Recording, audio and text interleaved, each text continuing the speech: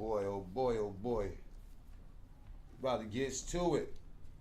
Today we're gonna interview Rizzy Life and what really happened to D Block, J Hood. Alright, we're gonna get to it in a second. Let me just get some tissue.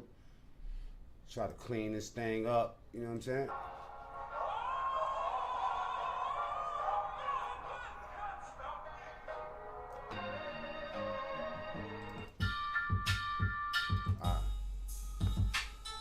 Give me a second.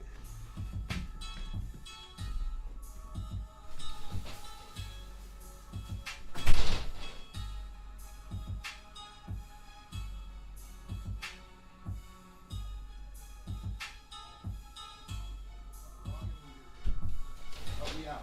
Help me pay attention to the hate.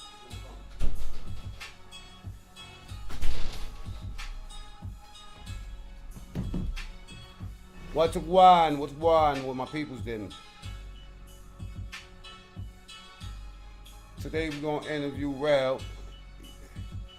Get a few things out the way, you know what I'm saying? Give me a second.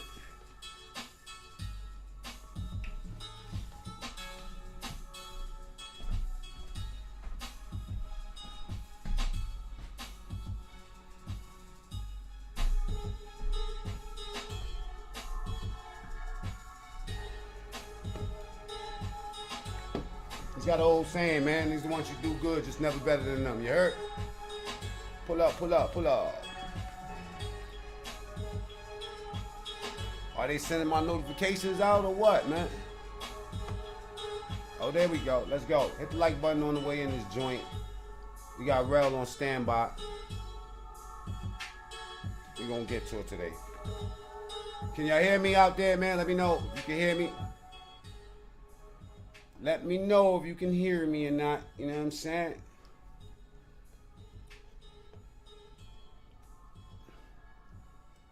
I'm about to pull Rel and he up on the side waiting to come in. Pause. Alright, hit that like button on the way in the door. Show all of the love. Alright. So my people's out here tonight. I know it's a Friday night, so we ain't gonna be long. You know what I mean? We gonna get to it though. Hey, what's going on around here? Hey, and these motherfuckers want to try me, man. So I got people that's supposed to be, you know what I'm saying? Like my people capping. That's why we all black today. You know? They'll do anything. Some people want to see you do good, just never better than them. And God forbid you start doing a little good. You know what I mean? Getting a little energy. Somebody like you. Oh, no. Can't have that, right? There go Rel. We got Rel in there. I'm about to pull him into the camera, man. What's up, Jip? Dawn, what's up? Kern, what's up? Anjanetta, what's up? Peace to everybody here. Dimples. Hey, baby. We gonna go for it. Alright? That's what happens. People warned me this was gonna happen with YouTube. And that, you know what I'm saying? Basically that people's gonna come for me. And it's all up to me, I guess, on how I respond to it. I ain't always been known to be a good, responsive type of person. I'm kind of like destructive, you know what I mean? So let me bring my boy Rel up in here, and we could talk about it for a second. What's up, Rel? What's going on, my guy? Chilling, man. What? Your camera's better than mine, man. I can't. I wish I could. Your joint clear as motherfucker. I wish I could, I'm on the desktop, you know what I mean? And these MacBooks are supposed to be the best things going since pimping and hoeing. And I hear you. It just ain't working for me. Can y'all hear Rel? I hear you, my guy. Can you hear, can everybody hear Rel? Put a W, a Y, or a N for yes or no. Make sure they can hear you. Make sure. Uh-oh. Talk to me nice or just stop talking. Hold on for a second, y'all. Give me a minute, everybody. We're going to get to it right now. I'm just trying to, What's up? Nope, I'm not going to do that. How you feeling, Ralph? Y'all good. I'm feeling good, man. Besides all this Crazy shit. They said Rizzy is echoing. Oh, no Well, echo. yeah, you echoing. Yeah. You got headphones? No, I don't got. Let's see. Peace to everybody in the chat. Peace to everybody in the chat. We're gonna get to it. Stick around for a little while, man. We got a little 20. Still You know, echoing? Oh, hell yeah. what's up, Daush? Yeah, is he still echoing? Yes. Okay. They said it's fine. They said it's fine. How you feeling, Rel? What's going? What's the vibes, brother? What's the temperature in the Bronx right now, man? You in the Bronx? No, I'm not even in the Bronx right now. Oh, word. So Nah. what's the temperature where you at? How about that? It's cold. It's the mountains. Shit getting cold. Oh, I be high. I be staying away from the mountains, man. You wanna know why? That shit remind me of jail too much, man. You know what I'm saying? Yo, no lie. All jail niggas stay away from the mountains that ride up. Yeah, we don't like that. We don't like that. Let me ask you something, man. Tell us a little bit about yourself, where you come from. You know what I'm saying? You know. Well, I was raised on 40. You know what I'm saying? I used to live on Featherbed Lane in the Bronx. I'm from the Bronx. I was born on Fordham Road. You know what I'm saying? University, 188, 90 blocks. Aqueduct, Davidson, Florida, 183rd, all that good shit. That whole area. Okay. All right. Now, let me ask you something. What was it like for you growing up, and what years did you come up? Like, when was you a teen and all that growing up? I say I was really kicking that teen shit. That was like 90 something, bro. In the 90s, how was it growing up in the 90s? Man, that shit was hoodie weather every time. Stick up, body there. You running you know what? robbing people. The older guys trying to rob us. We robbing, the food chain, the whole food chain. I think that's neighborhood specific. I think that like certain neighborhoods, like Bronx, we was known for taking a lot of money and stuff, and we wasn't known for getting money until later on, years later. What was the hustle outside of like sticking people up? That was like a everyday thing for us. What else was the hustle? What was the hustles at that time? All right, niggas had so many hustles. We had the video game hustle where somebody come in, you playing the game, they'll just take all the quarters out that shit. They be like, yo, shorty, don't move, man. Yeah. Just I'm gonna put mad quarters in there for you. Yeah. Then we had that other lineup, We was extorting niggas, don't come outside if you ain't got such and such. we was just running them up, wow. Some people was hungry, some people wanted smoke. That's right. Now let me ask you something. How did you? I don't want to get too much into this, people, but I do want to ask because it's like the elephant in the room. How did you end up meeting J Hood, and what was your relationship with him? And let me just say this one thing to people, man. We not trying to make this no J Hood interview, but I did want to knock it out because people were gonna ask me why I didn't ask about this. So what was your experience with that? So one of my little homies, they signed to D Block Latino. Who's D Block? Tell people who D Block is for people that don't know. Jada Kidd, Styles P, Sheik Luch. They were signed to Puff Daddy and them. D Block, the Locks. That's the dudes from Yonkers. If y'all don't know them, now y'all do. Okay, so how did you come in contact with J Hood? Well, he was fucking with my little man Shotty Yachty. This is before you get me. Matter of fact, go ahead. Go ahead. Okay, I don't want to do that. I'm gonna ask you this later. Go ahead, finish up on wisdom, bro. All right. So he was in the D Block Latino studio on Grand and 190th in the Bronx. You know what I'm saying? That's where everybody, we was basically all going there. So that's why I met up with Hood at over there, smoking and shit and rapping. Okay, hold up. You can't. As people. Can people hear me? I can hear both, but there's an echo for Rizzy. Okay, we know there's a little echo with Rizzy. Rel, do you got headphones in the house anywhere? Let me see something. See if you can get some headphones, man. Everybody in the room, man, hit the like button, man. Show some love. Feel me? K-Rock, what's up? I mean, I'm gonna tell, hey people, listen. Let me tell y'all why I asked that. Cause what I heard, I seen when J Hood was popping in the street. J Hood is one of the artists from D Block Records or whatever. It was like their first artist, and he's known for them jerking him for his record deal or whatever, right? Yo. And what I heard after that, he came to the hood and he met up with Rel and them, and then he started trying to pop again or whatever. But there was some static in there somehow. But go ahead, finish telling us your story, bro. Yeah, so right where you left off at, bro. He told me they was doing them dirty.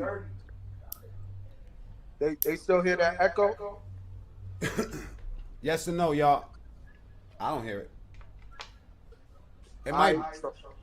Yo, bottom line, he gave me the sob story. Yo, they doing me dirty, they robbed me, yah, blah, blah, blah. You know what I'm saying? The whole shit he been saying. So you know what type of people, you know what I'm saying, how we give it up.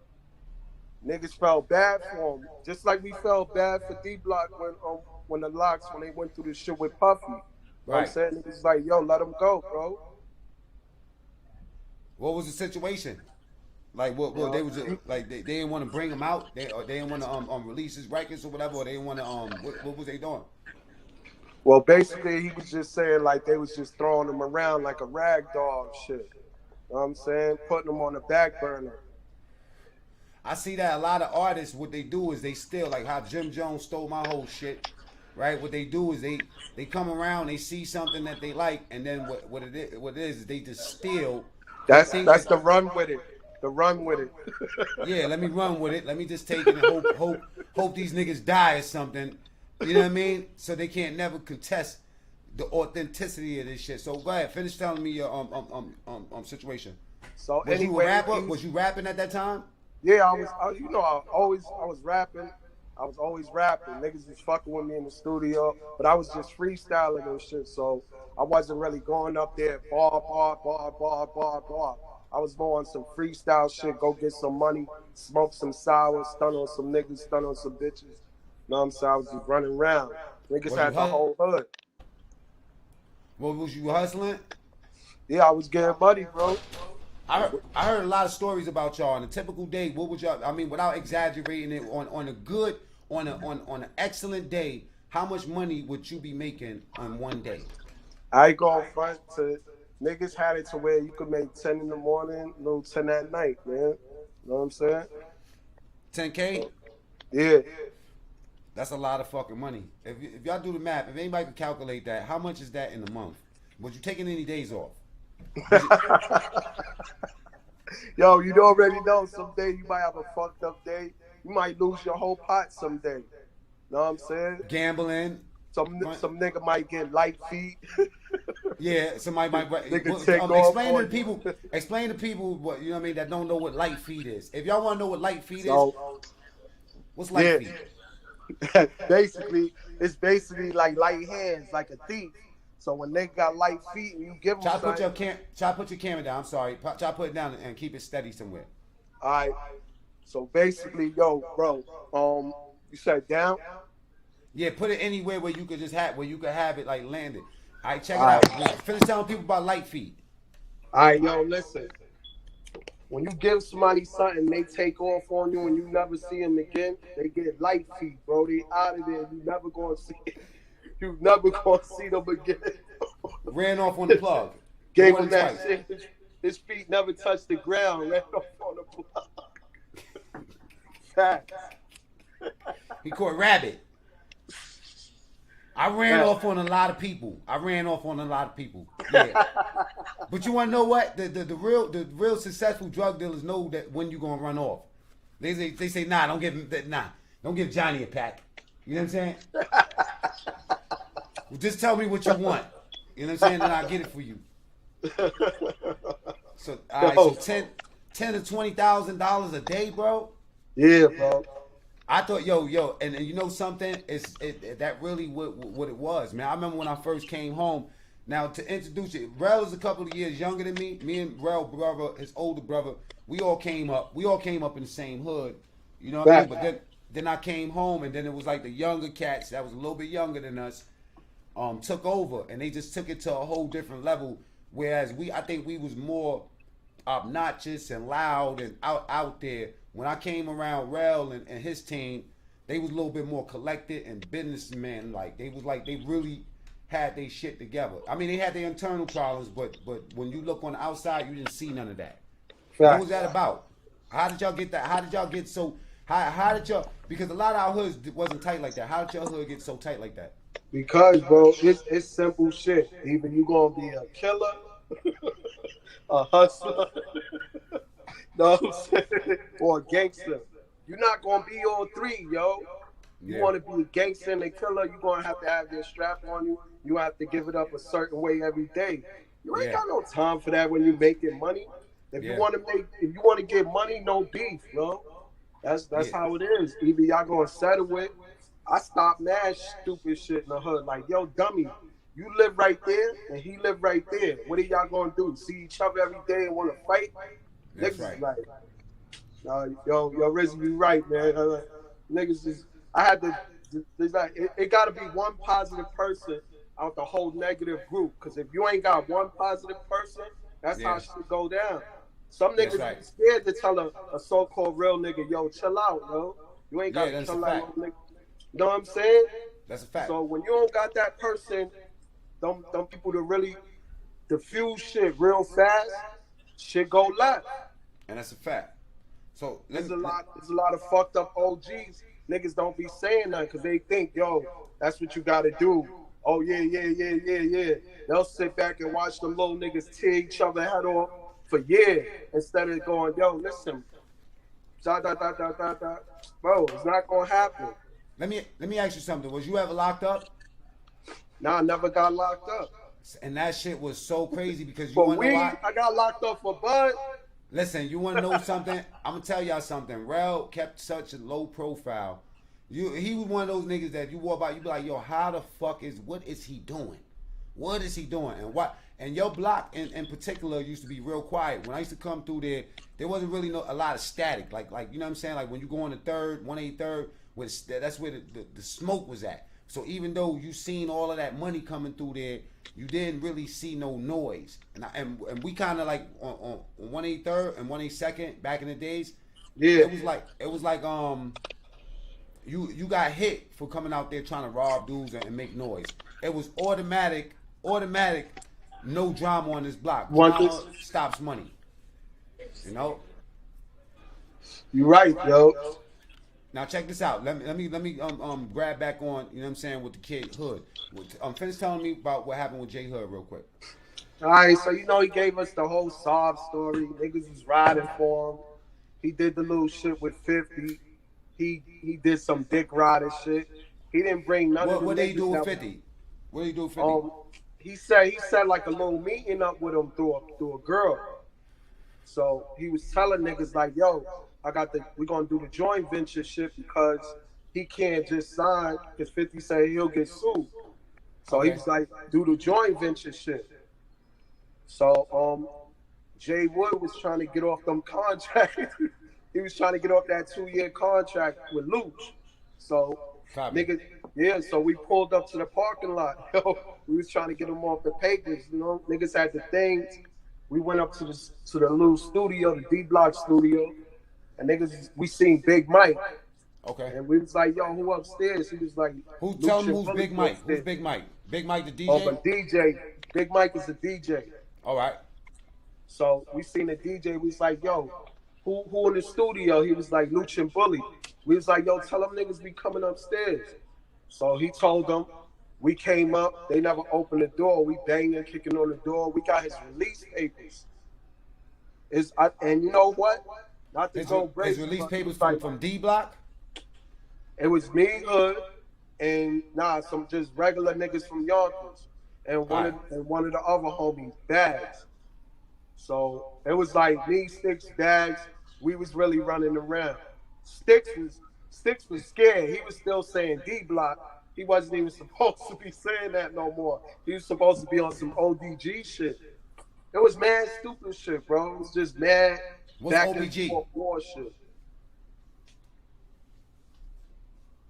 Hey, let me ask you something. Forget about OBG. That. Let me ask you a question. Did you slap J Hood? Nah, I never slapped him, bro. He was scared. you already know he got tight mouthy, and I told him like, yo, bro, we could go in the hallway. He was like, nah, I look stupid. He don't want no smoke, bro. That's why it ain't really. He tried some sneaky shit, bro. Hey, listen, Rail is being modest. This what happened, right? J Hood was when he left D Block, right? J Hood was hot in the streets. He was fire. Everybody was thinking that J Hood was next. J Hood was the new cat with the locks and all that. And then he left. It was quiet for a little while, and then J Hood started popping on all these mixtapes again. When he started popping, it was only reason he came out the house is because Rel and them held him down. That's the only reason. Did y'all ever have running with kissing them over that? Oh, listen. It was phone calls and shit. Cause right after we dragged the D Block chain, I was right there on the side when he dragged the D Block chain. They was with me. We was on Cedric. Okay. And that was when 50 Cent was performing right there in X Bar right there. That shit was on near. Oh, what's that shit right near the Deegan near Cedar? Yeah. Well, bottom line, Cafe Con Leche, I think it's called now, right? So yeah, what happened was the homie Bags caught Styles with the Spanish boys from Yonkers in the barber chair. They caught Styles slipping. So nigga Styles was just like, don't worry, it's all right, whatever. They had him. And then them niggas caught the homie slipping. So it was like some back and forth shit. And the homie was like, yo, y'all gotta come to Yonkers. And Hood wasn't really trying to go back to Yonkers. He'll sneak in his mother's house, get some clothes, and get the fuck up out of there. Oh yeah. He was in my house. He was sleeping on the couch. Not to down nobody that's sleeping on the nigga couch, because niggas be coming up. But man, fuck that. That nigga, this is what happened, y'all. This is what happened, y'all. That nigga J Hood couldn't come out the motherfucking house. He went over there with Rel and them. He got Rel and them to protect him. You know what I'm saying? Rel and them was protecting him. Rel is a rapper though. And what happens is with rappers is gay. You know what I'm saying? Except for me. You feel me? And niggas I fuck with. Alright? Now check this out. The rappers on some real shit.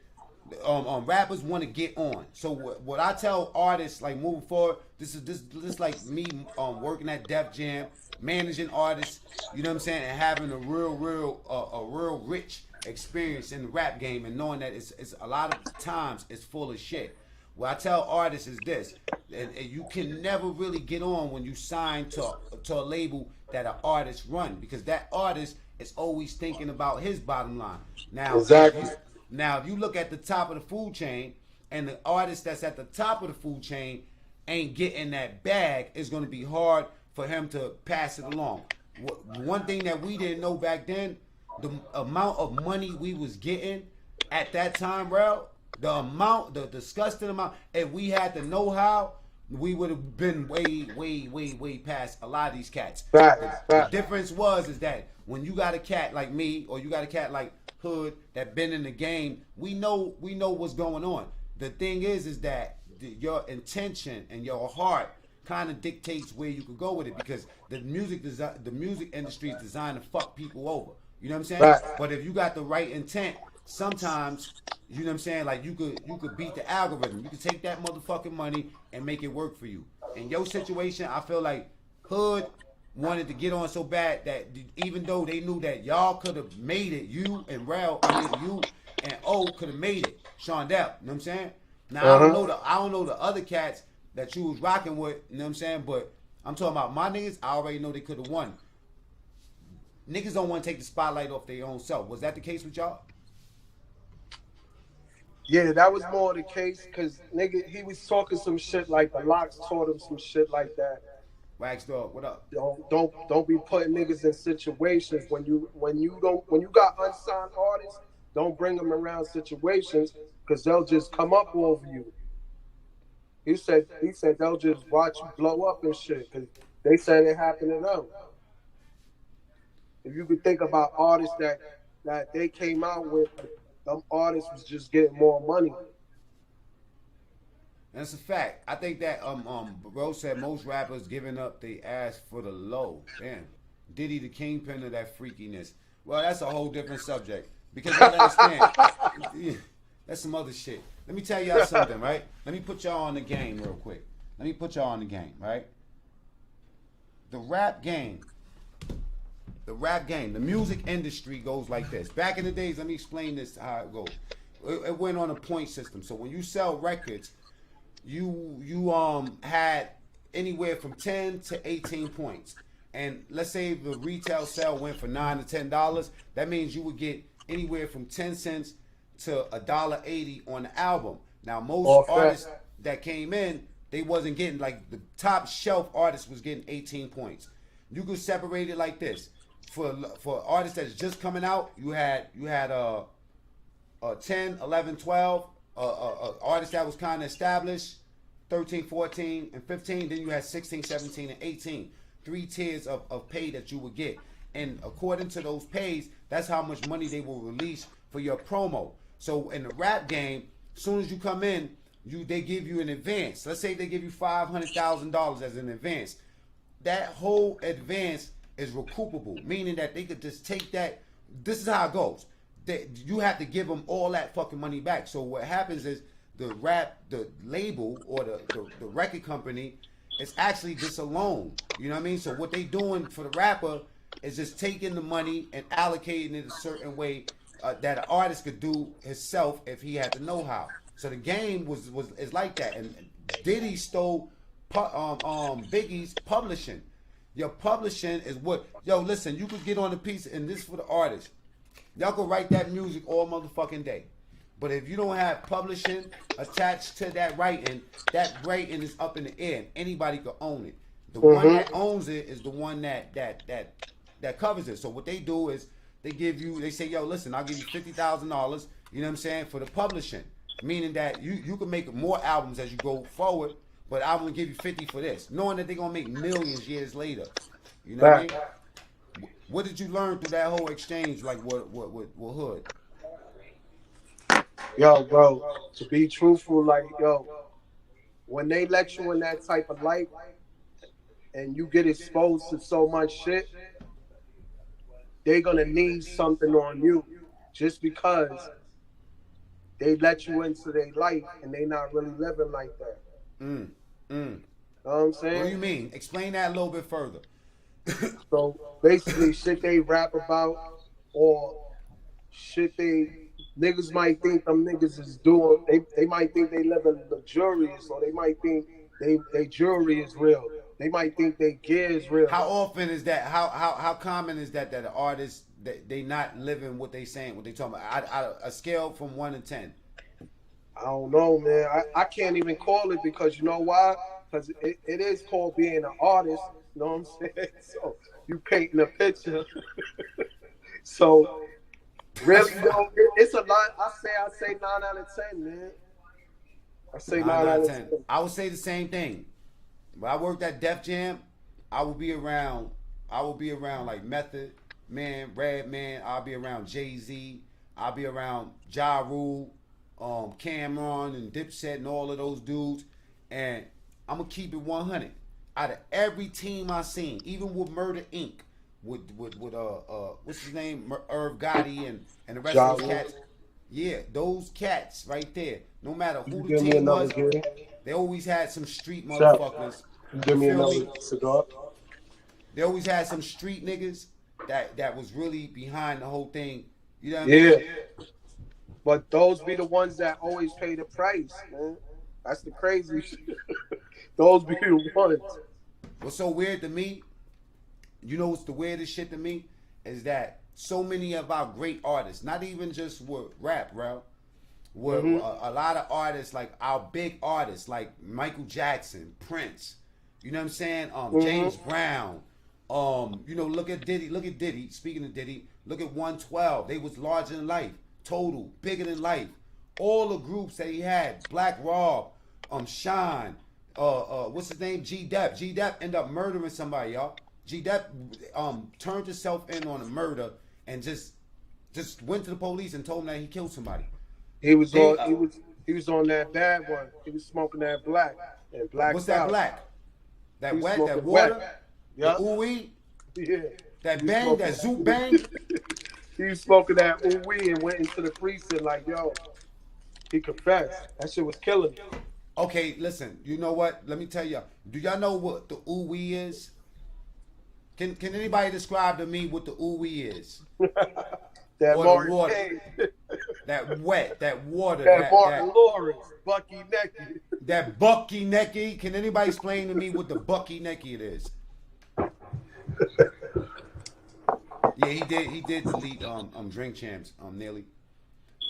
The bucky necky is when you take mint leaves and you dip it into a jar of embalming fluid, and then you put it in something and you smoke it and you go to the moon. God bless the dead. One of my niggas jumped off the roof. Oh, word, fact. God bless the dead. Buzz. R.I.P. Buzz jumped off a roof, and guess who was downstairs when he landed? His sister. Damn. His sister. Kia is the one that told me the story of what happened. I didn't even know. Like, that's sad. You know That what was I mean? my God. He had bars. He had bars. He used to smoke that fucking wet and go straight. I'm talking about nobody in my hood rap better than me. Buzz used to hit that shit like that. He go like this. This is how they hit the wet when they hit it. You know, like, I'm gonna show you how you smoke a blunt. This is how you smoke a blunt. That's how you smoke a blunt, y'all. Look, let me show you again. Hold up. It's the proper way to smoke a blunt. When you smoke that wet, you gotta go like this. Look at my face. Look at my jaws extend.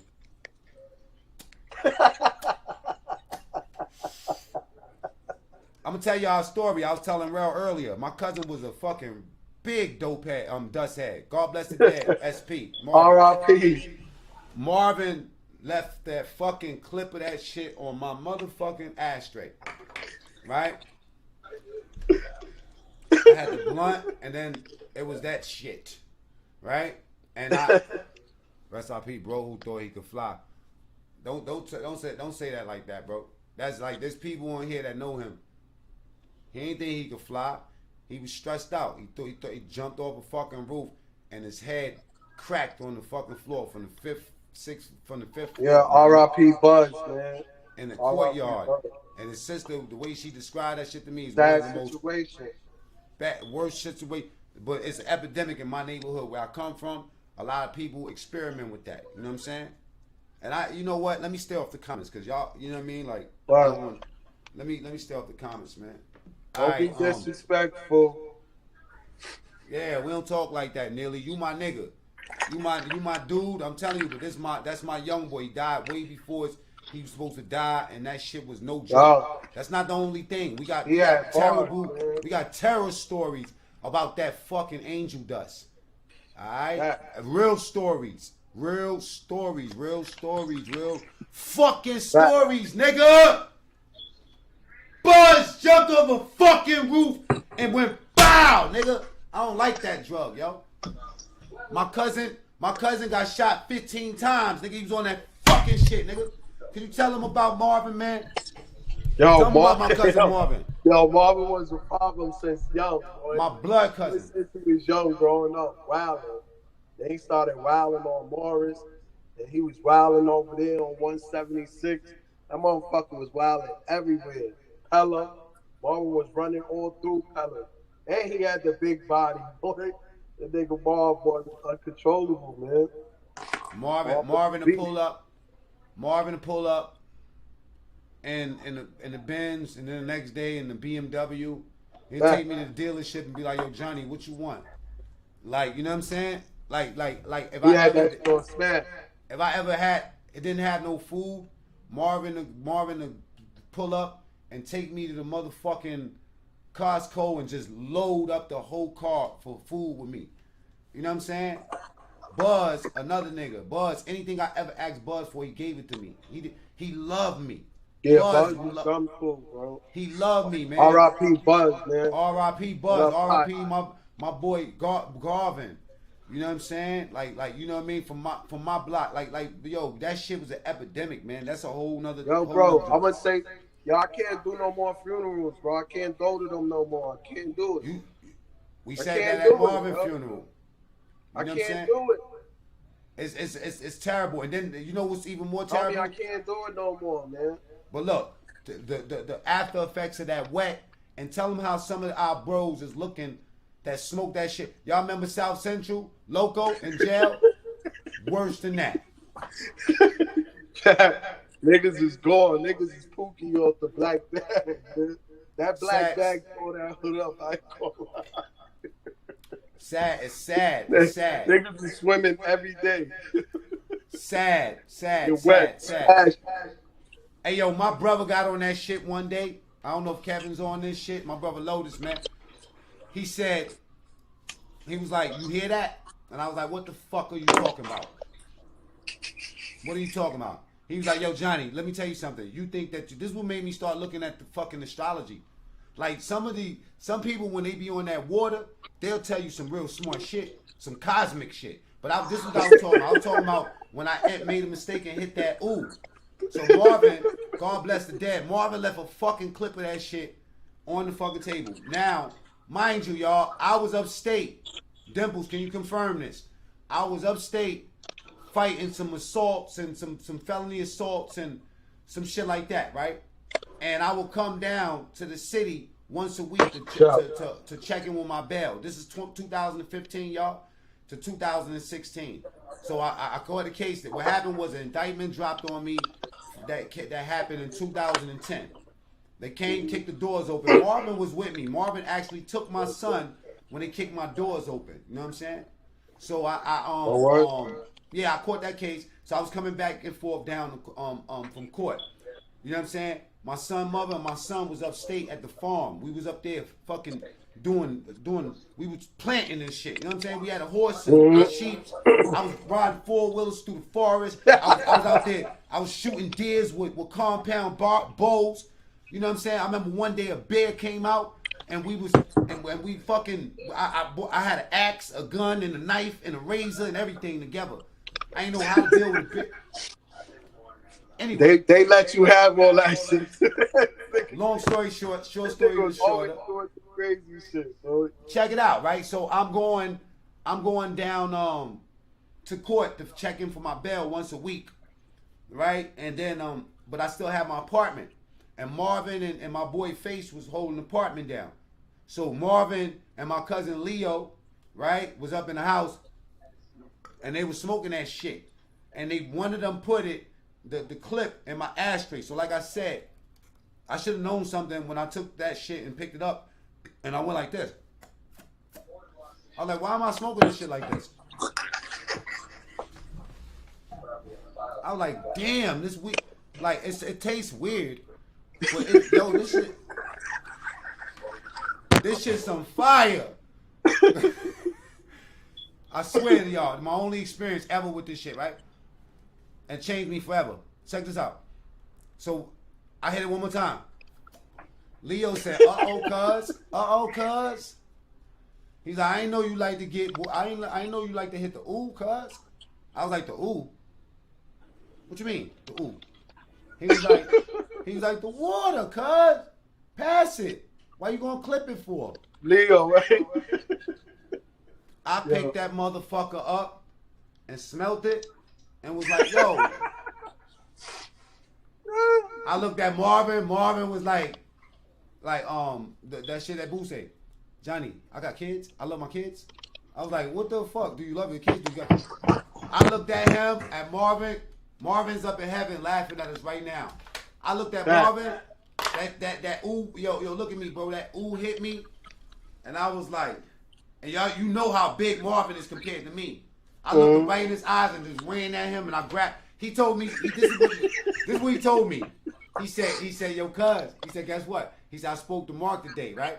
And I said, yeah, you spoke to Mark today? He was like, yeah. He said, yo, you giving hip-hop period a bad name like that. I said, what? Ah! Grab that nigga up. We start fighting right there, bro. On some 90s shit, huh? Off that. Ooh, wait. That nigga Marv was a wild boy ever since he was young. Said Marv is dressed in white. He Marvin got said what? shot. She said Marvin's dressed in white. The fly shit chilling. Let me tell y'all about what happened to Marvin though. Marvin went okay, so 2016 on on June 16th, I think. Yep, it was June 16th. That Friday, so I moved upstate. And Marvin had a lot of my studio equipment in his house. So I went down to go pick up some of my equipment from his house. And that day, it was me, him, my little cousin Taquan, and his kid named Nayel. And he was like, yo, this was the night before, excuse me, right? I was supposed to come there in the morning and pick Marvin up. So that the night before, which was a Thursday, I was with him, and he was like, yo, boom, it was me, him, Taquan, and Nayel. And I remember Taquan, if Taquan's on this, Taquan was like, Marvin, can you drop me off on 222nd? He was like, get the fuck out of my face. Mind y'all, this is his blood nephew. This is his sister's son. The fuck out of my face, faggot. You know what I'm saying? It's like, he said, I'm dropping Johnny off, and then I'm going downtown. So I was like, yo, why don't you help me pack my shit? Because I still had shit in my crib that I was getting out. And he was like, nah, I'm going downtown. So he went downtown. He called me later on. He was like, he was having a problem. You know what I'm saying? Boom. Anyway, next day, I go to his house early in the morning. He was sleeping. I was like, yo, you coming with us? Because he was supposed to leave with us. He was like, nah, I'm going to come on Tuesday. You know what I'm saying? And he come. I grabbed the rest of my studio equipment. It was some more. I'm going to talk about this one day on my channel, but that same night, he died. Let's just put it that way. And I had got a call about him the other night. He was in the hood. I was like, oh, what? And he was asking for niggas. He was violent. He was chilling. I was like, all right. Marvin was like a cat. He always landed on his feet. If you talk to him because he was so loud and obnoxious, you would never really know just how smart he was. And Marvin was the cleanest person I ever met in my life. You couldn't go to his house and do nothing. I remember we used to be in his house mobbed up, and Marvin hit that ooh and be like, yo, I gotta clean up the house, man. Everybody gotta go. Like, what are you talking about? He'll mop the whole house. And then Marvin is the first person that gave my son sugar or junk food was Marvin. Because I'm like, yo, man, he cannot eat none of that shit. He's like, man, fuck you, Johnny. I'm going to take my cousin out. Man, that's painful, man. Marvin, that's just man. how he sounds, bro. Yeah, I just want let me get back to you, Rel. You know what I'm saying? And what's your life like today, man? What you into? Are you still doing music? Yo, I'm still doing music. I got a couple albums out, all on them platforms. Let people know where it's at. Apple Music, Spotify. I just put in Rizzy Life, United Masters, iHeartRadio, all of that shit. Every digital platform I got music on, selling music. You know what I'm saying? Got a couple singles out, Op Season. Got The Journey out. Okay. I got Wasteland. I got Wasteland 2.0. I got mad shit out there, bro, that I'm just doing. And I'm working on more projects. For the people that don't know, you know what I mean? I do a music review out here. And I seen somebody just say something about smoking wet. Nigga said, I used to smoke wet, but we would dip our cigarettes in that juice, them sherm sticks, them dip sticks. That's that West Coast shit. No, I know niggas used to get crazy when that dip used to come to the hood though. But damn, I lost my train of thought. That's why I gotta stay off these goddamn. Hey yo, let me just let y'all know something, man. You know what I mean? Like some of these YouTube channels, they've been coming for me lately, and they don't even know because niggas, if you was smart, you would do your homework. Any real enemy would know, or any potential enemy that's looking for an interview to be that next guy. The first thing you should do is research the company. You know what I mean? Research the company. Find out what the fuck you doing before you jump on this shit running your mouth. Because some people consider my channel like a jail channel or a prison channel. Because I talk about some prison shit sometimes. But my channel is not none of that. And I keep explaining to people, when it comes down to it, I ain't got no agenda. You don't make enough money on this shit. You know what I'm saying? I mean, literally, in the 4 or 5 months I've been doing this shit, I probably could buy a shirt and a pair of pants with the money that I got from this. So, so honestly, just to let y'all people out there that's riding for somebody else that like to come in my shit, pause. You know what I'm saying? And bomb the shit. You know, no, I don't get no dislikes on my video. It be one dude with 4 pages. They'll do a drive-by, what I call it. And they so stupid because they'll do it all at one time. And then you can identify them, right? Yeah. So this is what it is. My channel is not a jail channel. There's jail channels. So for the cats that been coming at me, you know, trying to, you know, like regulate what I do, it's not gonna work. I'm letting you know right now. I'm not busting no more warning shots.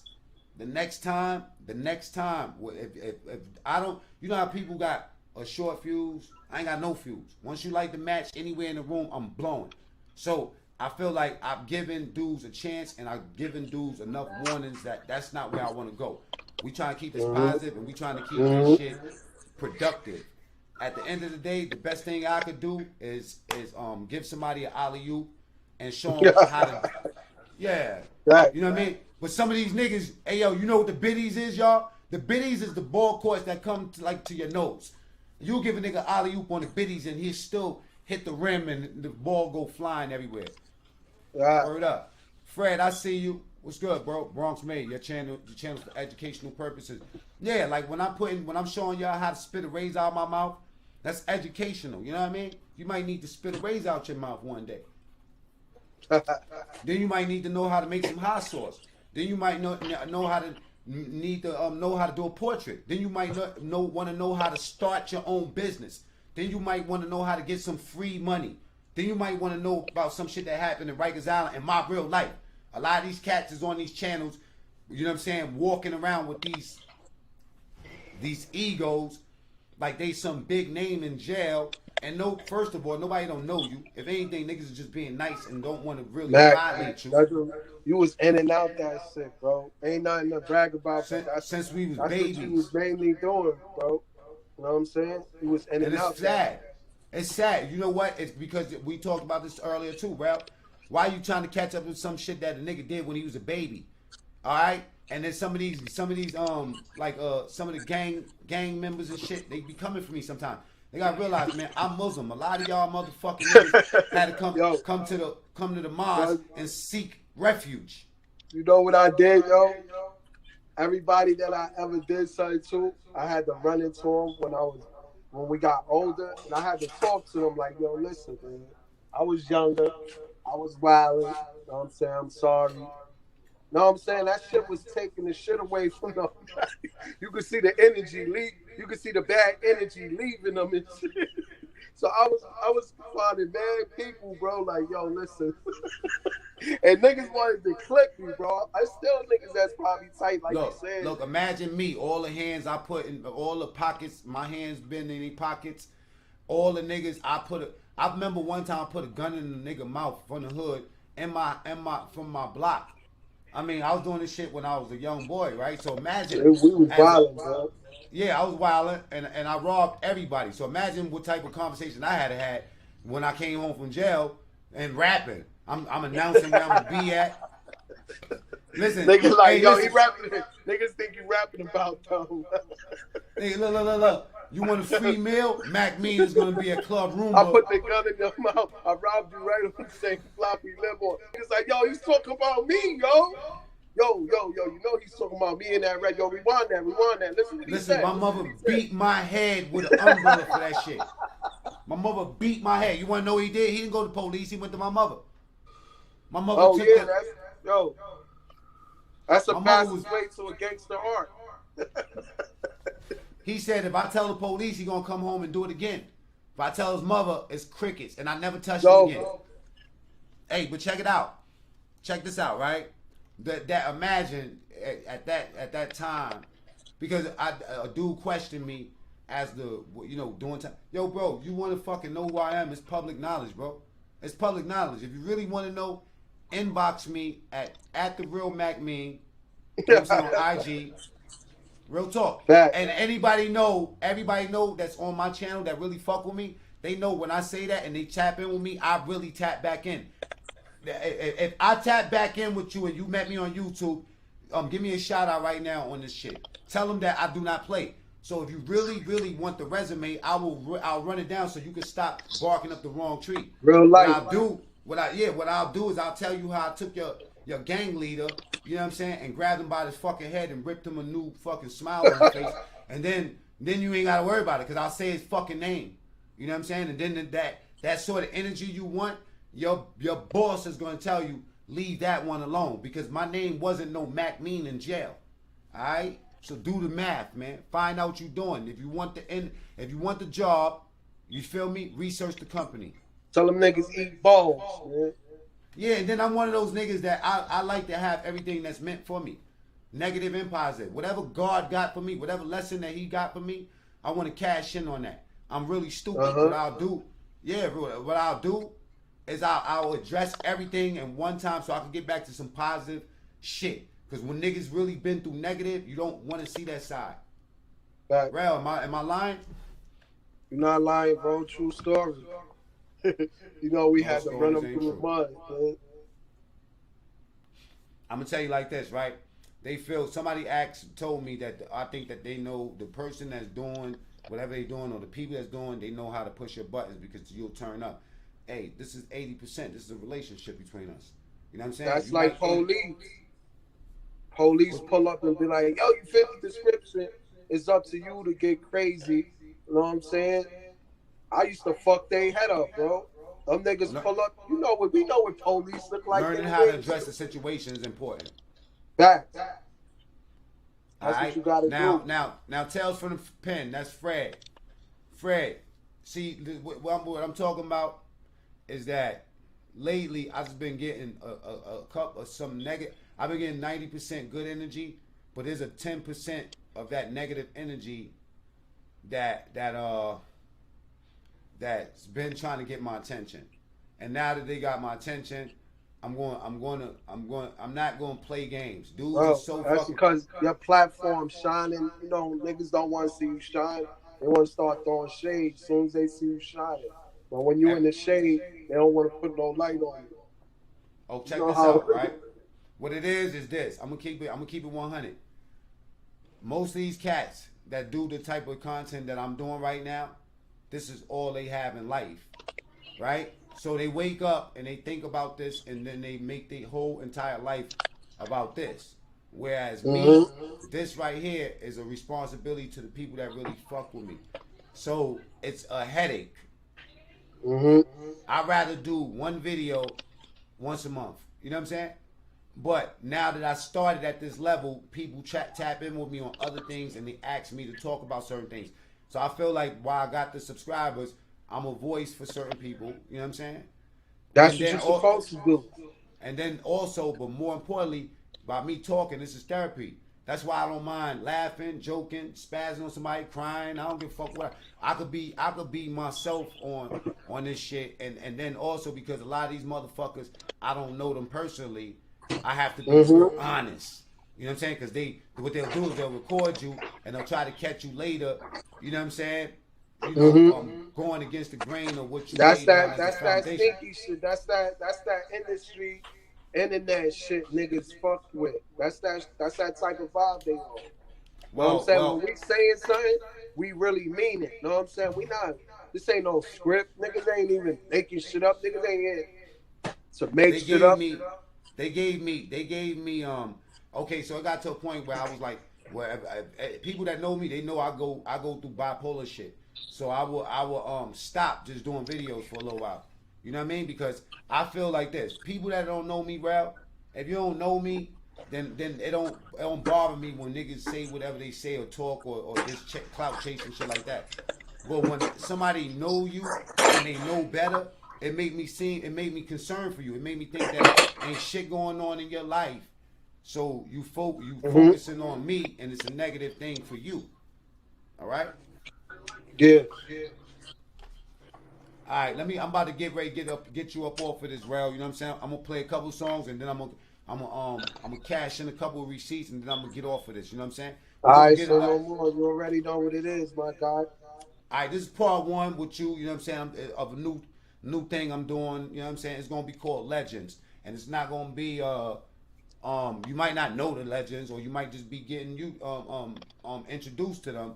But in my book, that did some legendary things. Stand up people, never had any scratches on they jacket. You know what I mean? And straight up and down people. So I want to get these people out. You feel me?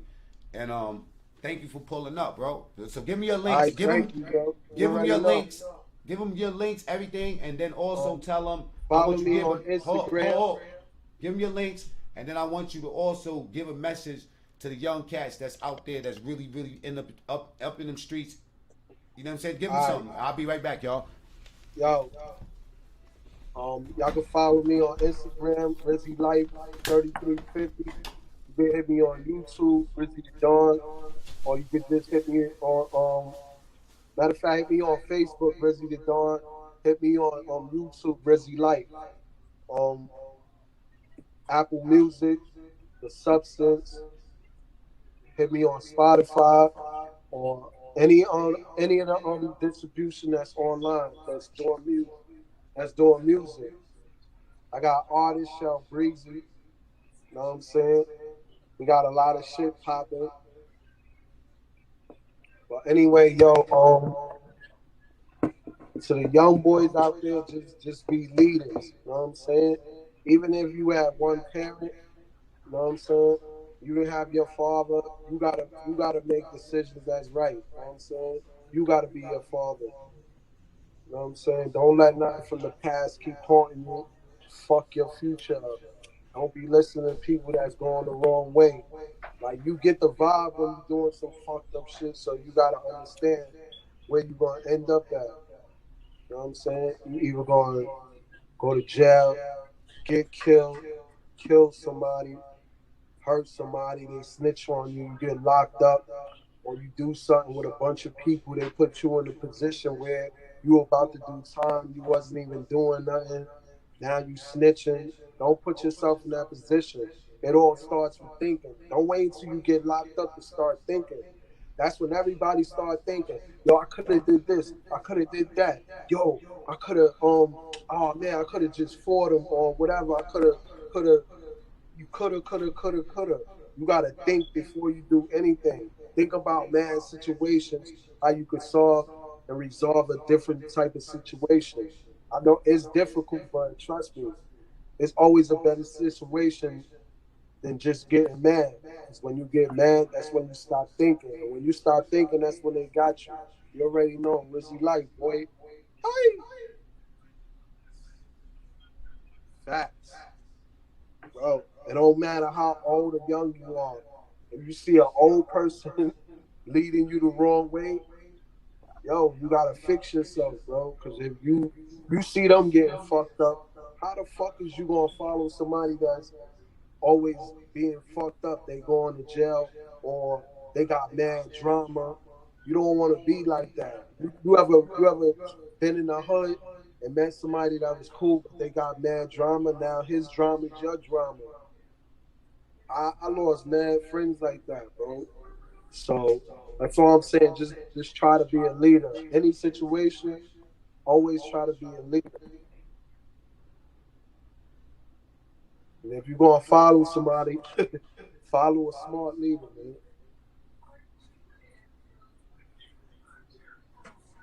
There's nothing wrong with taking advice, man. But yo, Mac, I'm out of here. You already know.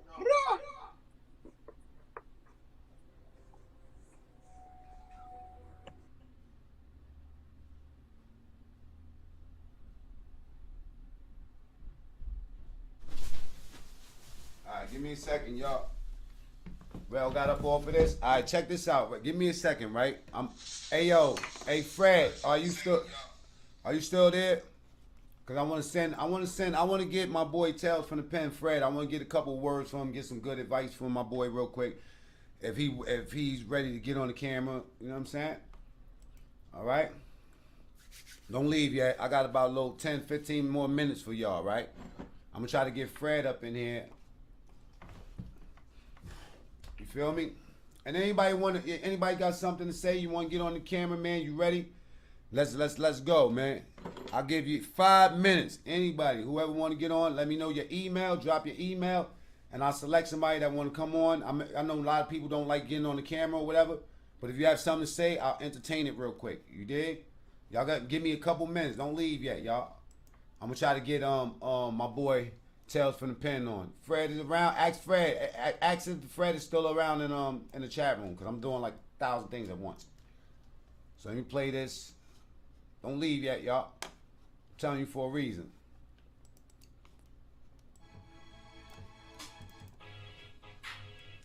Give me 1 second.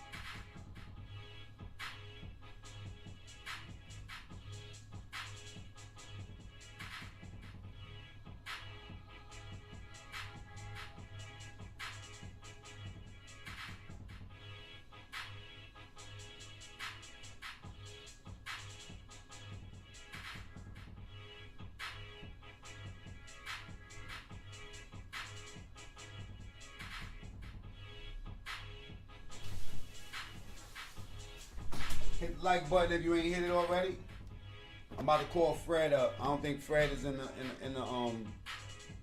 if I don't know if Fred is in there, so I'm gonna call him up real quick.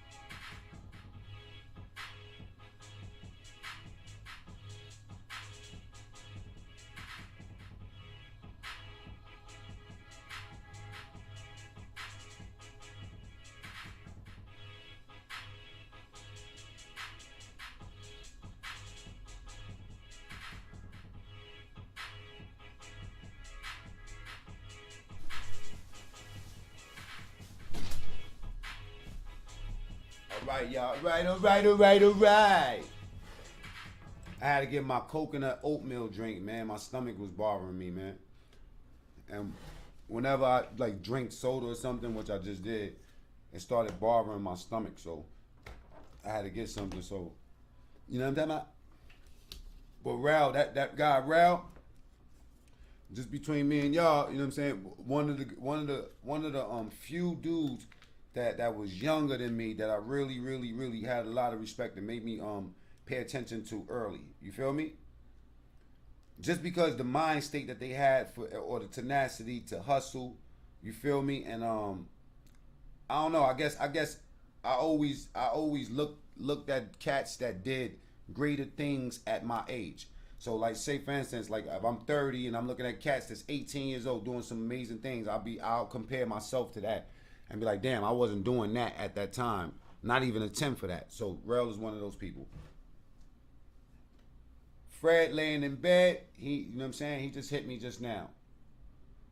And he with the kids. So we'll get a joint with Fred.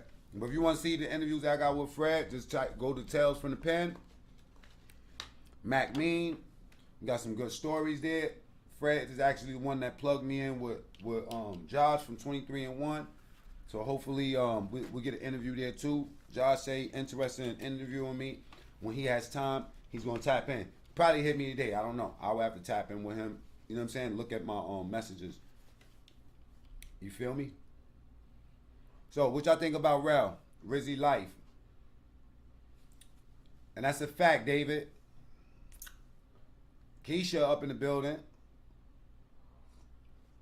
Who's still up in the building, man? Just put a Y up. Just type Y. And if anybody want to have a question, if anybody have a question, they want to get on camera and speak, throw it out. Nobody ain't say nothing, so I guess all y'all scared. And what y'all think about Rel? You know, tell me something so I can know who's still up in the building, so I know what type of direction I'm about to take. I'm gonna tell you like this. In the meantime, while y'all typing, the cat that came for me, you know what I'm saying? You feel me? This is a cat I did time with too, y'all. You feel me? So that's just it's just.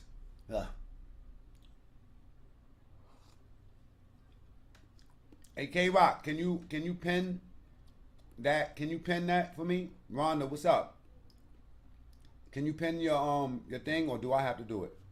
Cause I don't know how to. Let me just see if I could just do it while I'm. Like, I want to pin. I don't know how to do that.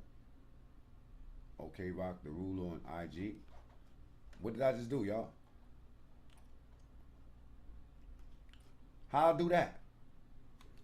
Oh shit! I didn't even know that. I didn't even know these buttons existed. It says private chat, brand, banners, comments, settings. Wow, man. I gotta really learn this. I don't know nothing about this StreamYard joint. You know what I'm saying? Rizzy life. Oh, so I did pin it. That's how you pin it on here. Okay. I'm dumb. Look at K Rock the ruler. Who she look like? Don't she like Claire Huxtable?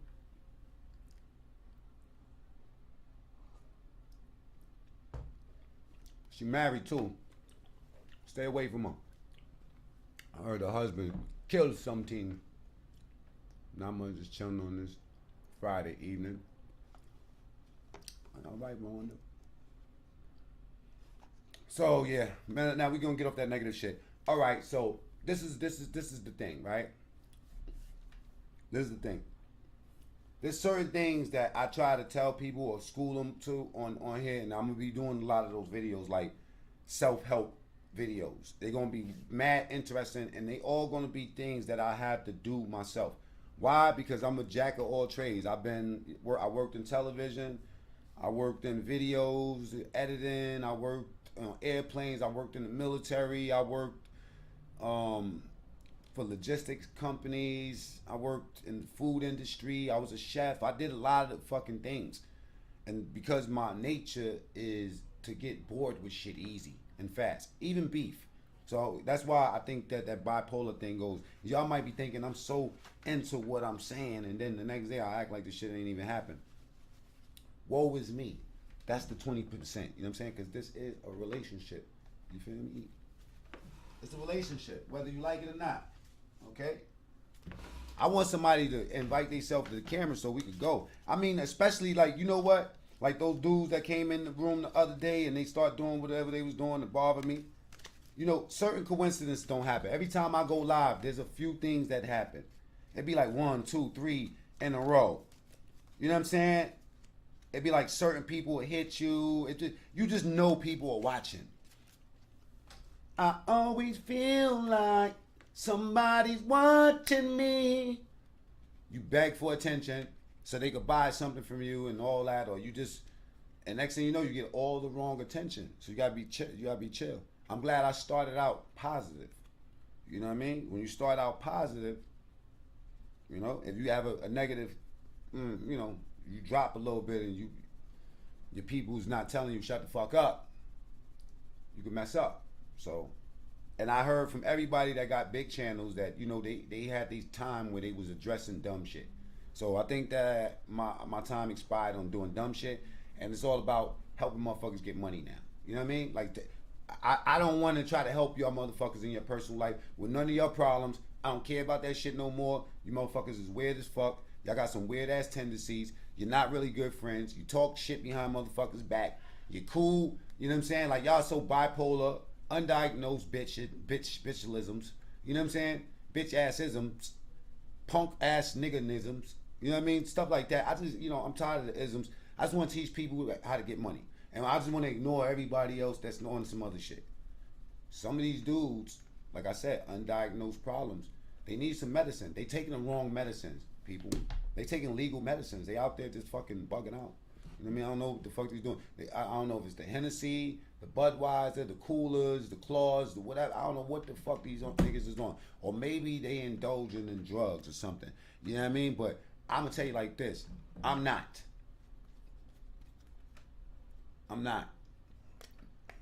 Yes, I am. I'm about to light that shit right now.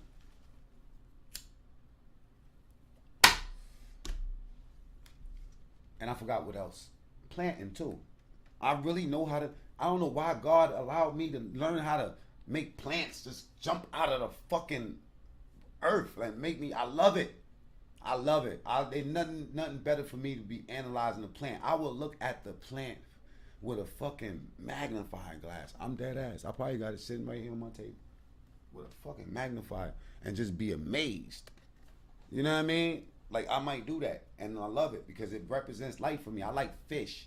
I like lights. If y'all knew how many lights I got in here, you know, just lights. I just buy a fucking light for no reason. I just love it. Different shades of light and stuff like that. I like good, cool shit. I like fly, cool shit. I like fun shit. You know, I don't like the drama. These guys are so crazy, man.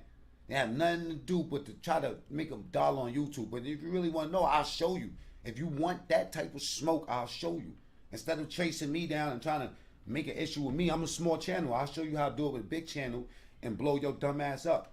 Because all blessings are not from God. You know what I'm saying? It might be the motherfucking devil giving you that blessing, nigga. You know what I mean? And it might not be called a blessing. It might be a fucking curse. Might be a curse. You think all money is good money? Some of these niggas will fucking go rob somebody and try to donate the money to the church. To the fucking church. Do you understand me? Like, who the fuck does that?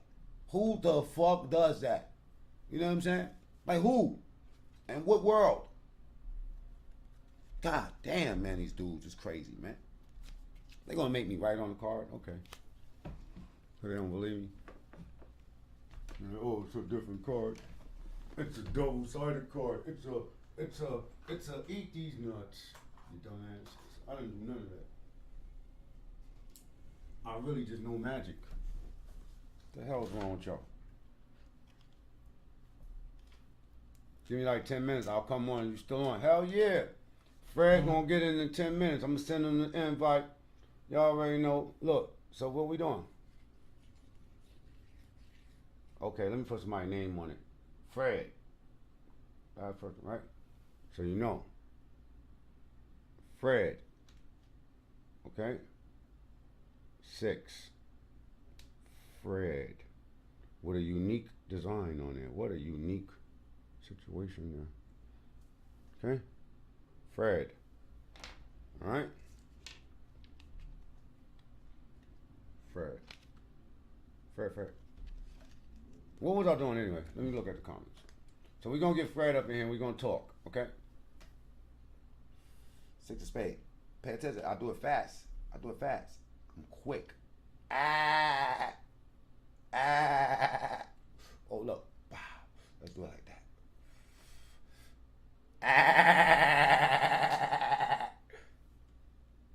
It still says Fred with that unique design on it.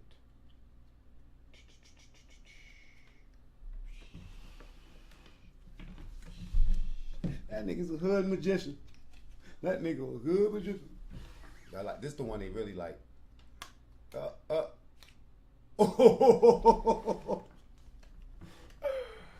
Oh, that's the one they like. Nah, that ain't the one they like. Hold up. We them boys. There go that Fred card. Fred card. Okay. Let me just show y'all. That's a special card. That's a Fred card. We're gonna call that the Fred card, okay? We're gonna take the Fred card, right, and put it right here at the top. Oh! Card fell. We gotta do the Fred card again. I ain't really a magician. Look. Fred card, right here at the top. Okay? I'm not even gonna take my finger off of that. I'm gonna pull Fred card back over. Oh! That Fred card. I don't know about that. What was the Fred card? Was it 6 or 8? It was an 8. Y'all bugging. See the card?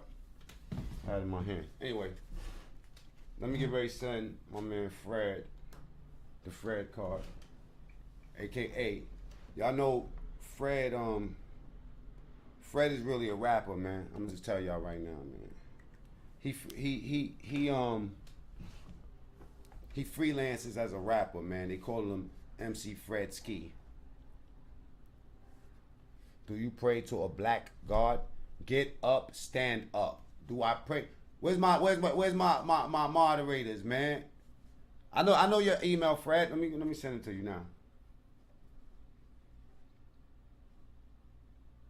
Do I pray to a God? I don't know if that's a serious question, but I'm gonna tell you something. I do pray. And my God don't got no face.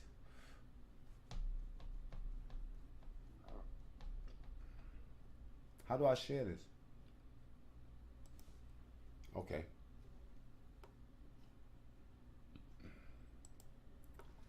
Oh, it's invite. All right. Give me a second, y'all.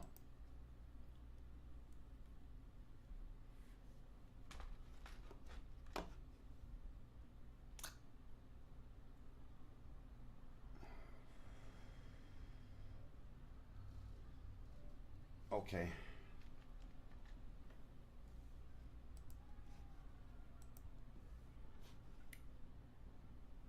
All right, invite sent to Fred.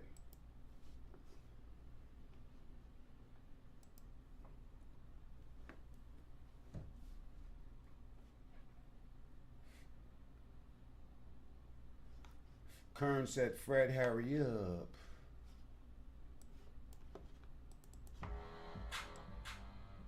Fred is the second person to interview me. I remember when Fred first started. I'll talk about Fred when he get on. And you ain't subscribed to Tales from the Pen, then you're bugging.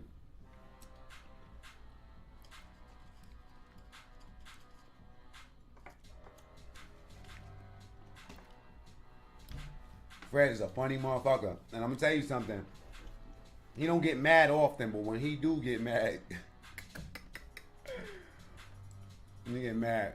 Fred is one of those dudes that get mad if he sees somebody getting something done dirty to him. You know what I mean? Like, I think that sums it up. My God don't have a look. Support the channel. Oh shit, MacMean on CashApp. Word.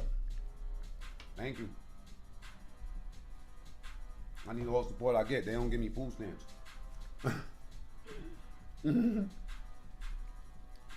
I went up in there one day they laughed me out the building. It's different out of town, man. In New York, you could go to the welfare and just go get that shit. That's a hustle for everybody in New York. I don't care how much money you making. You'd be a fool not to have an EBT card.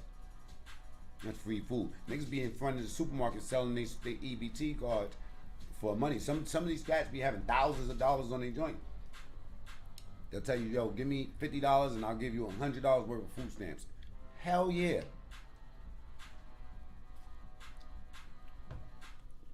When you really pay for food with real money, you see that food is a budget. Especially when you like eating like me. I'm a skinny, greedy dude, man. I just don't. I send it down. Send it downtown. You know. Anybody got any questions while we wait for Fred?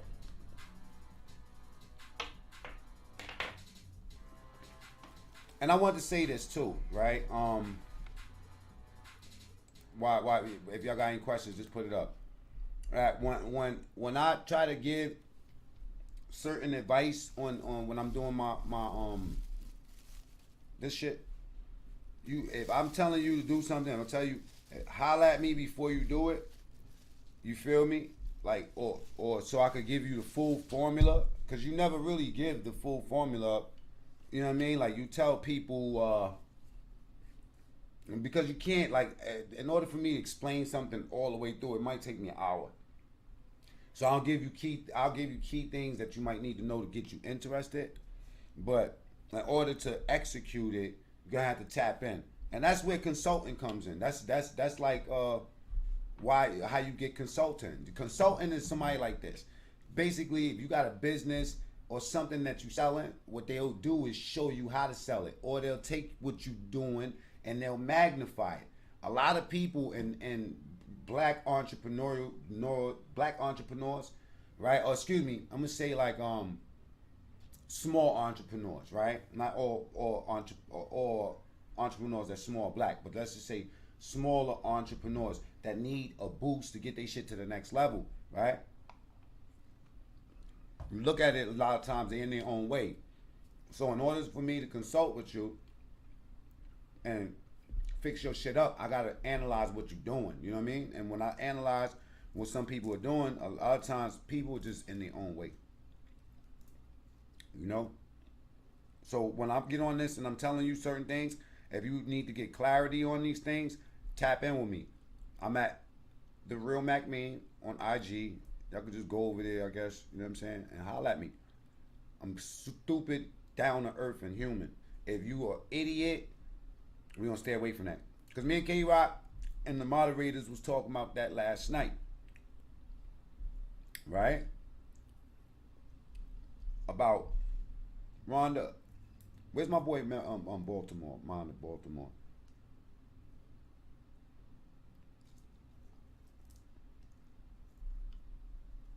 We was talking about, I'm high as fuck, y'all. Y'all see it. Y'all know once I get high, I just go all over the place.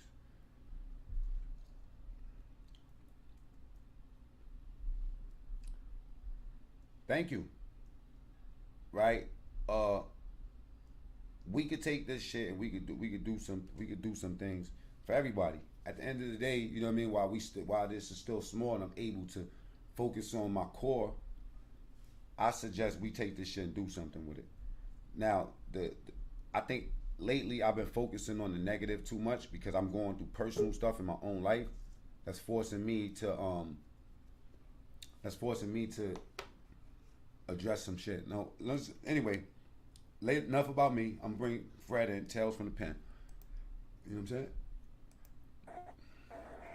Fred. Yo, what up, man? You can hear me? Yeah. Hey, how tall are you, Fred? 6'3". 6'3". Can you slam a basketball? I'm 6'3". I used to. Yeah, I used to. And on them biddy courts back in the days, I was like, Explain to them what the biddy courts is. You're a little bit low. Can y'all hear him? Wait, can you hear me good? I'll switch to the laptop, man. I just joined on my phone. You want me to come on the laptop so you can hear me better? Yeah.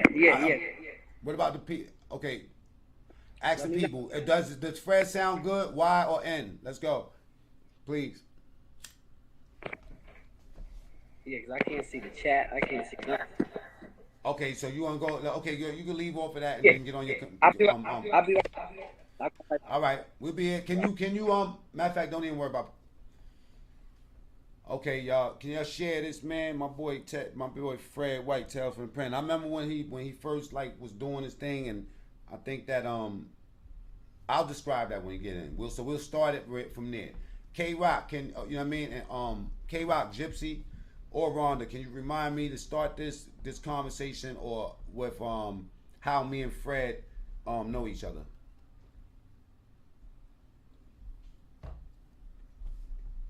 Okay, Bubbled, Eyed Blackfish, Bullets, Gotti. Another jail story, and I'm going to hang up. Up, do you pray to a white man with blue eyes? Get up, stand up. Y'all see them coming for me? Do y'all see this in the joint?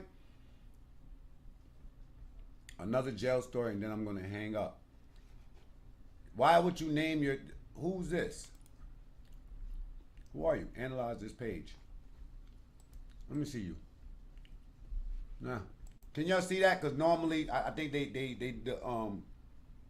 what they do, block my moderators and then, you know what I'm saying? You know what I mean, Wax? Do I pray? Get up, stand up. What are you talking about, bro? I gotta look at your page. I seen you yesterday, I think. Yeah, we both from New York. Jocelyn, what's up? Get up, stand up, dude. You pray to a white man with blue eyes. All right.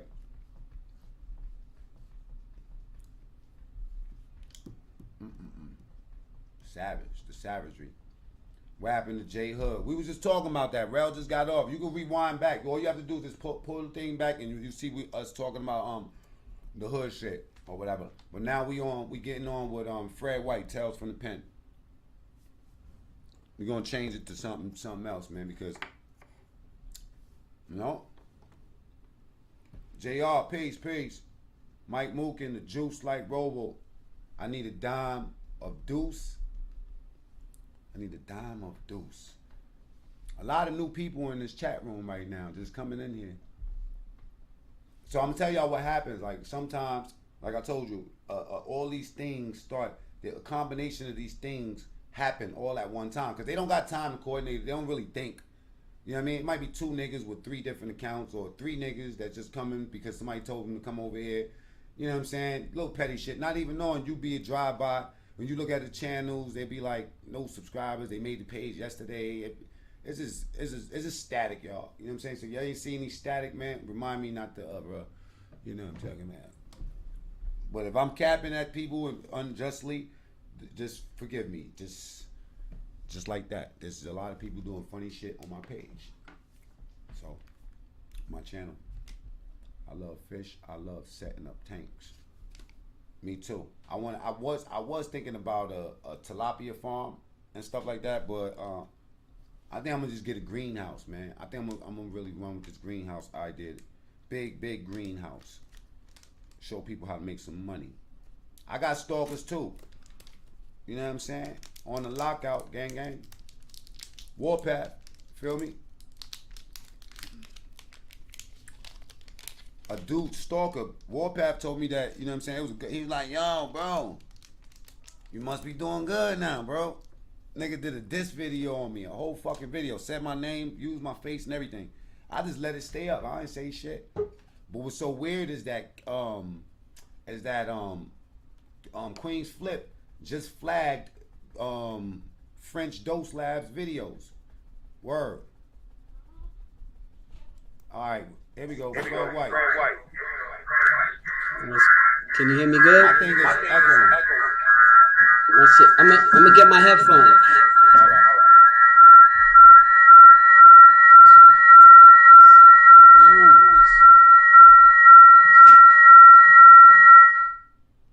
Anyway, I muted his mic for a second. You know what I mean?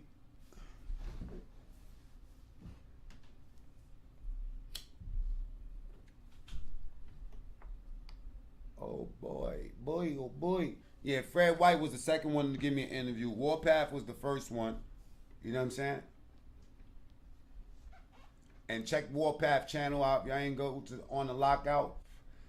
That's family. So hit the subscribe on this shit. Hit the notification so you can see when he got something on. Can you hear me? Yeah, it's still echoing. Hold on. Now it's off. Now the echo's off. How about now? Yep. Excellent. You hear me? Hold on, cause my shit mad low. Hold on. Let me see. Yeah, my daughter be using this for her. Okay, I hear it good now. She uses the laptop for school. We doing remote. Oh yeah, I I don't already play. know. I'm not playing all that experiment shit. Sending my child to school and Hey, she catch something.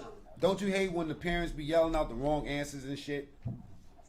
Yeah. They be thinking Sometimes, they think the mic is on and shit. man. All right. Yeah, that happens all the time. Actually, I have my 3-year-old too Yeah, you lagging a little doing the bit. remote, and it's the same thing. Yeah, I know. I can hear myself in the background with you. Are you on are you let me Hold put on. my headphone on so we can get that out the way All right. and set it up. Yeah, You know definitely. what I'm saying? So tell Let me tell see. people On the about lockout, yourself. salute to everybody. Yeah, tell people a little bit about yourself Oh, and how we met and stuff like that. yeah, my name is Fred. Fred White. I'm from Queens, and actually, that Mac was like the first one that reached out to me. Like, I only had like a couple hundred views, a couple hundred subscribers. And Mac was one of the first to reach out on Instagram. Like, I like what you're doing. Before he even had a channel, before he had any of that, you can hear. Oh yeah, now it's not lagging. You can hear me good, Mac. Yep. Oh, I hear you well. This is so much better. Anyway, so I only had a couple hundred subscribers, and Mac was one of the first ones to reach out to me. Like, I like what you're doing. Tell me a little bit about what he did and his little experience. You know what I mean? But you know what? The truth is that I wasn't really sure in the beginning. You know what I'm saying? It took me a little while for us to really, because coming from where we coming from, it's just hard to be like, wait, why is this dude just out of nowhere trying to help me? You know what I mean? Like, why would he do that? You know what I mean? And that just comes from the environment that we come from. That just comes from, our experiences and, our lack of trust. You You you know? you I'm gonna tell you something. Yeah. Just to let you know, my motivation at that time, right? Yeah. Was weird to me is because I did so much time, and for years we kept away from. We didn't have a platform to speak, so we know the stories when we bump into one another and stuff like that. Like people, different stories. What I mean by the prison culture. Once we leave the pen, it's just off to the races for life. You know what I mean? Just trying to get life together. So when Queens Flip had dropped the interview with Killer Kev and Mel Cross and them, Right. I was like, okay, cool. I spoke to it's echoing pretty bad. Fred is right. Still? Nah, Fred's not echoing. Tell me if he Yes, is. Why are you and if Fred is echoing? If Fred is echoing, why or all right? How about now? Now Wait, Matt, can you hear me now? I can hear you perfectly. I'm Okay, just looking so at the let me comments and know. seeing what they're saying. So check this out.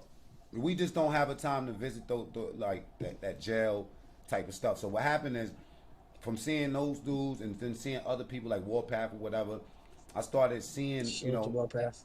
there was some people that just resonated with me. Now, the first person that I reached out to though, was Mel. Now, Mel, I know Mel Cross because he's from 183rd. You know what I'm saying? Right. So I felt like once he started his channel, he didn't know what he was doing. So in terms of like advertising and monetizing his channel, because that's what I do, that marketing shit. You know what I'm saying? Right. I just ain't apply it to the YouTube. So there was just certain guys that stuck out to me. You know what I'm saying? And when I go back to you more than one time, then that means because I'm real Picky? yeah, Okay. I'm negative. I'm negative. Right. You're guilty into proven innocent in my book. Like I the got thing- you. I got you. Like with me, like you got to fill shit out. But I think that your intent resonates through your actions moving forward. And you took your channel and just jumped overnight, like you know what I'm saying, like Yeah. and did some important things for me moving forward. So anyway, continue your story on how you got to doing the prison type. Yeah. No, I appreciate it, man. I appreciate you telling me that and stuff like that. And then that's why I kind of waited. I waited till I got a little bit, and then I was like, yo, let me, and then me and you started vibing. It was like, you know what?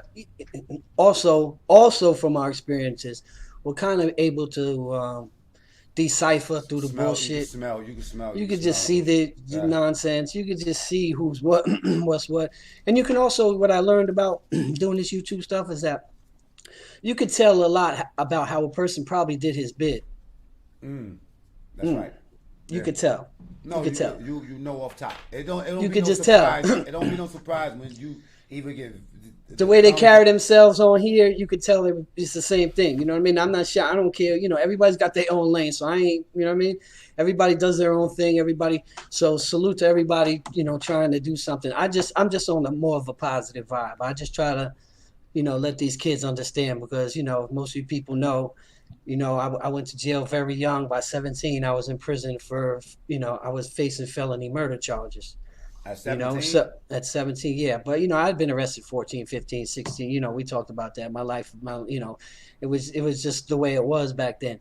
So when I see a lot of these kids in the street doing the same type things, even though it's a different generation, it's the same type thing happening. I felt compelled that, I have to do this because, and, again, I was doing this in prison too. I was running a YAP program, youth assistance program. So kids used to come in from the outside. And I used to, speak my piece and speak to them and let them know. And that's when I really realized that I don't mean it like this or in any type of way, but I had a gift. Certain things you're gifted with. Yeah. Whatever you believe in. I don't care what you believe in. Mm-hmm. You're gifted with certain things in life. And certain things, like for me, I was just always good at sports until I found my, wait a minute. My story and the stuff that I'm telling is helping all these kids, and I just decided, even when I came home, man, I did a few schools.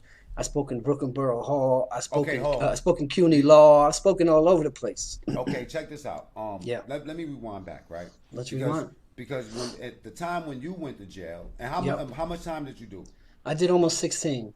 Okay, almost 16 years back in the 80s and 90s, right? Yeah, in 2000s. I came home in the early 2000s, yeah. Okay. I went to jail in the 80s, facts. Okay, now bust this out. Yep. New York's prison system, for people that don't understand, like when you watch movies and you look at like the real big Aryan gangs and shit like that, the Mexican gangs and then the big Muslim gang.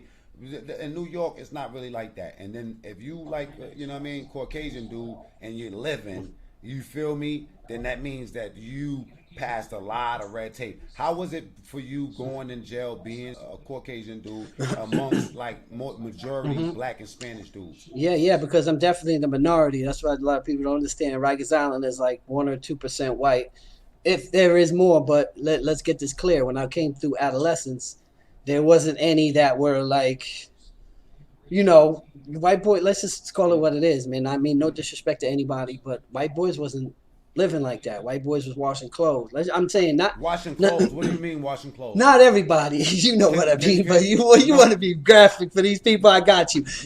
People would take their buckets. I'm about to get into it, man. People would take their buckets. Yeah, go ahead. The reason why I'm asking is because some of the subscribers know me for doing other things, so they don't understand anything that we talking about. So describe it to I'm about to break it down. White boys would come in and dudes would put their stuff in a bucket. Not only white big boys. White bucket. Not only white boys. No, definitely not. Because there's a lot of suckers too. You know what I'm saying? But period. Everybody. Right. But I'm just saying the majority of ones that I can, they would put your clothes in the bucket. They put their dirty socks, their drawers, and give it to you and tell you to wash their clothes. You know what I'm saying? And 90% of people was going for it. You know what I mean? There's a couple few that wasn't going for it. You know what I mean? Fred White. You telling Fred White? You telling me that a nigga would take his drawers off and put it in the bucket, his nasty drawers, his underarm sweat shirts, and throw it in the bucket and tell a nigga to wash his shit? Yes, Mac, and you've seen it 100 times. But I like your interview skills. I like it. That's called the MayTag. Yeah. Oh yeah, MayTag. He was washing clothes. And that's the thing. So again, it was tough for somebody like myself. I'm not one of those dudes that went in and took phones and robbed and did. I wasn't that. Sosa tried to make me wash drawers. Sosa tried to make. I can't even see that. Like on the. I'm saying that. I'm not doing anything. Oh. He did not. The Jamaican Sosa, the skinny little Jamaican Sosa. They're like, yo. Bro, not Sasa. That nigga. Not Sasa. That's my man. Yeah, Sasa. Try to make me wash drawers. I was like, bro, I will kill you. Like, you know what I'm saying? I'm not washing your fucking drawers. Get up out of here. Right. All right, my yo. Yo, Sasa. Someone else. Someone else. Sasa was wild. Sasa was in Kasaki with me. He went to Green, and there was another dude named Sasa there, and he told him, you can't use that name. And dude was like, what? And the Sasa that we talking about cut his face just because he was the same name. That's a fact. Okay, so what was it? What was your experience like? On Rikers during your time. Not that just doing time. Well, I'm just saying, I grew from Rikers. Here's the thing, because that was the genesis of it all. I learned. I know Tom Cross. About 1 second. Tom Cross is family. But I know him very well. Let's see, Bonds. Okay, I'm gonna tell the story about Tom Cross soon. The thing is that I progressed. You know what I'm saying? Like I paid my dues, and I've always been a fighter, Mac. Like I've always, I've been boxing since my dad put me right on the bag when I was 4 years old. So I was always able to confuse people, because here's the thing about a lot of the white boys, right? Okay. When dudes would say something to them, they're not expecting any type of retaliation back. So on the flip side, it worked in my favor, because when somebody said something or did something stupid, they would just assume because of the color of my skin. And the reality is that my grandmother's born and raised in Ponce. My father, I'm half Spanish, but no, I don't. It's just I never was like, I'm not all white. Like I never was like that. I was just like, you think what you want to think, and and then here, take this too with you. You know what I'm saying? And then I just paid my dues, and and I went from there. And then once I got upstate, it was a little different. You know what I'm saying? I went to Kasaki, man. You already know. What year was you in the cat? You was in the cat? 90, 91, 92. Okay. So I don't got to tell you that era. Kasaki. Yes, right. I haven't told these people about it yet. Yeah. Okay. But yeah, I remember Kasaki. They called it Gladiator School. Like when I came through downstate and I got my number, like there was a lady who was cool with my mom, and she was like, "Listen, he'll be okay as long as he doesn't go to Kasaki." Because her man was a correctional officer, and she was like, "You do not want him to go to Kasaki," and that's the exactly first place I landed. Oh yeah, 100%. But again, I knew a bunch of people from Rikers Island, and the second part about the whole, other than the boxing thing, is I'm good at all sports. I played basketball. Okay. So that's really what I was known for. So as soon as I would get to any jail, people are like, "Yep," you go through the mess hall. People are like, "Yo, Fred, you playing with me?" And I'm going to the yard. People are like, "Yo, Fred, you playing with me?" So my reputation superseded itself just from on a sports tip. You know what I'm saying? And being 10 toes, man, just being stand up. That's it. That's right. You know what I mean? Again, I wasn't no gangster. I wasn't running around robbing people. But the stuff I did do was for principles, was for morals, and nobody did nothing to me. That's why in the year and change, you heard one person speaker who never met me a day in my fucking life, who came on here talking, he was a white boy, he must not have been real, you know what I mean? But at the same time, you've never heard not one person, and I always have people that with me in the chat, you never heard one person be like, "Yo, I know him and he was a sucker," because I never been a sucker. You know what I'm saying? And that's just the way it is. You gotta stand 10 toes down. But the thing is that I learned that it's kind of like learned behavior. I seen that unless, certain things, you're going to be prey to these wolves, man. And that's it. You got to carry yourself with a certain chip on your shoulder, with a certain swag or a certain way to let people understand that you're just not doing anything like that. It's not, I'm not like these rest of these dudes. You know what I mean? That's right. And I carried that with me. And to be honest with you, I carried that with me for 16 years, and it's still hard for me to shake that kind of sometimes, that little chip on my shoulder, because it's like embedded in me.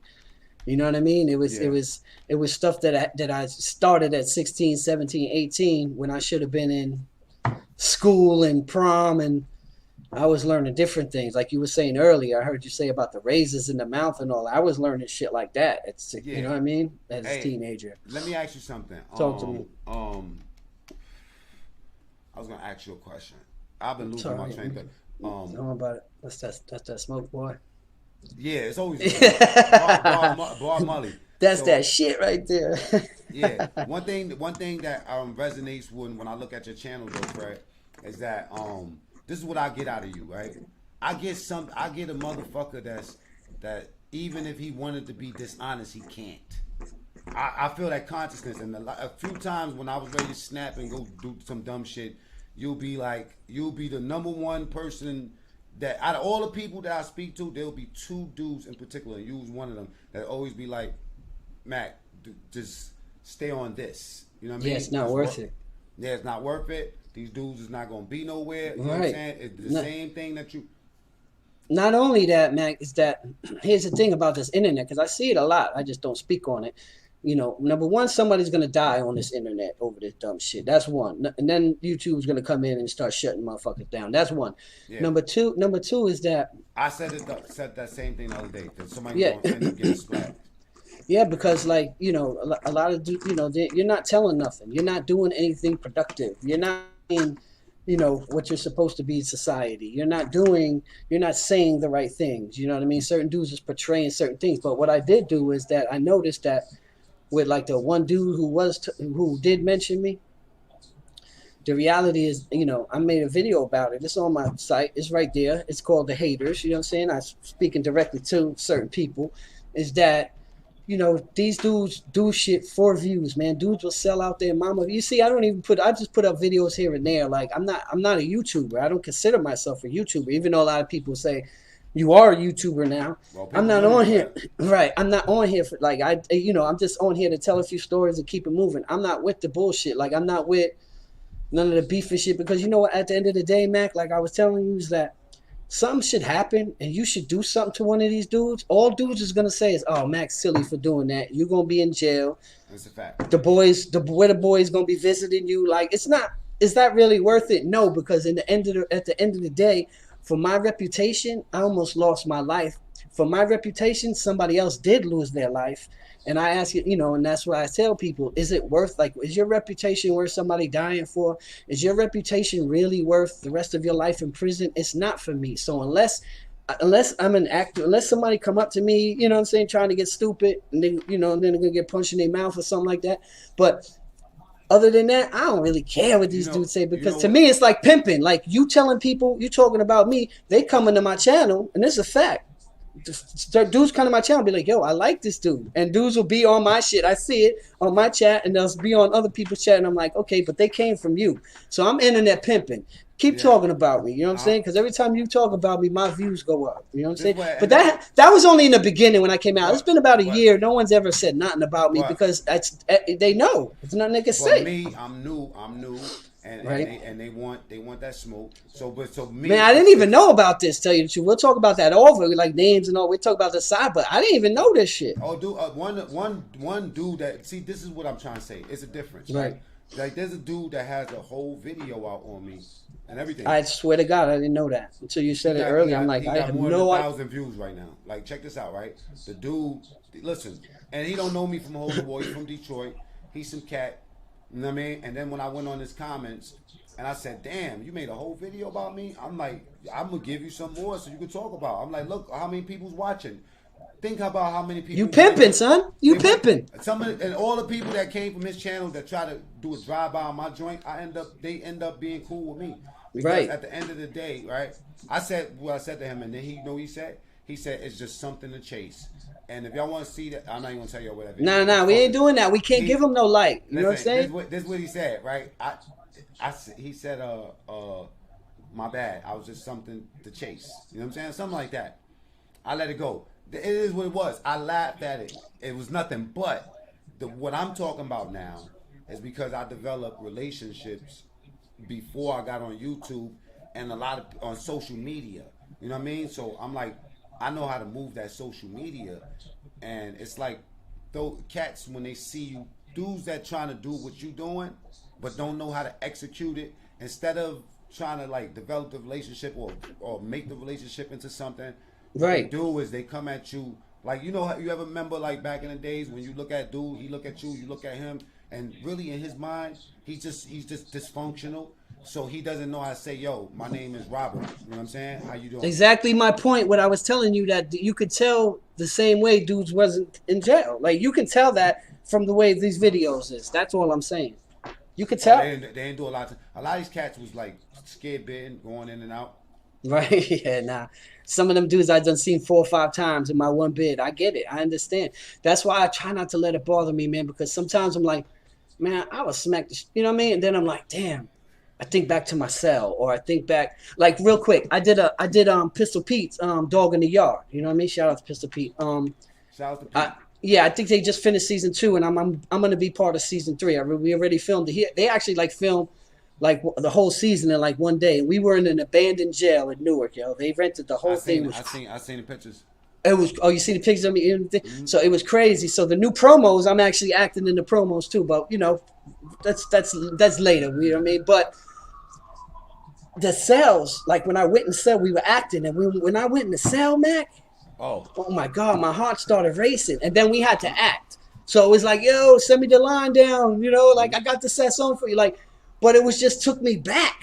And it was like, I was sweating in that cell, bro. And I, you know, when the door closed, even though I knew it was, I could open it myself.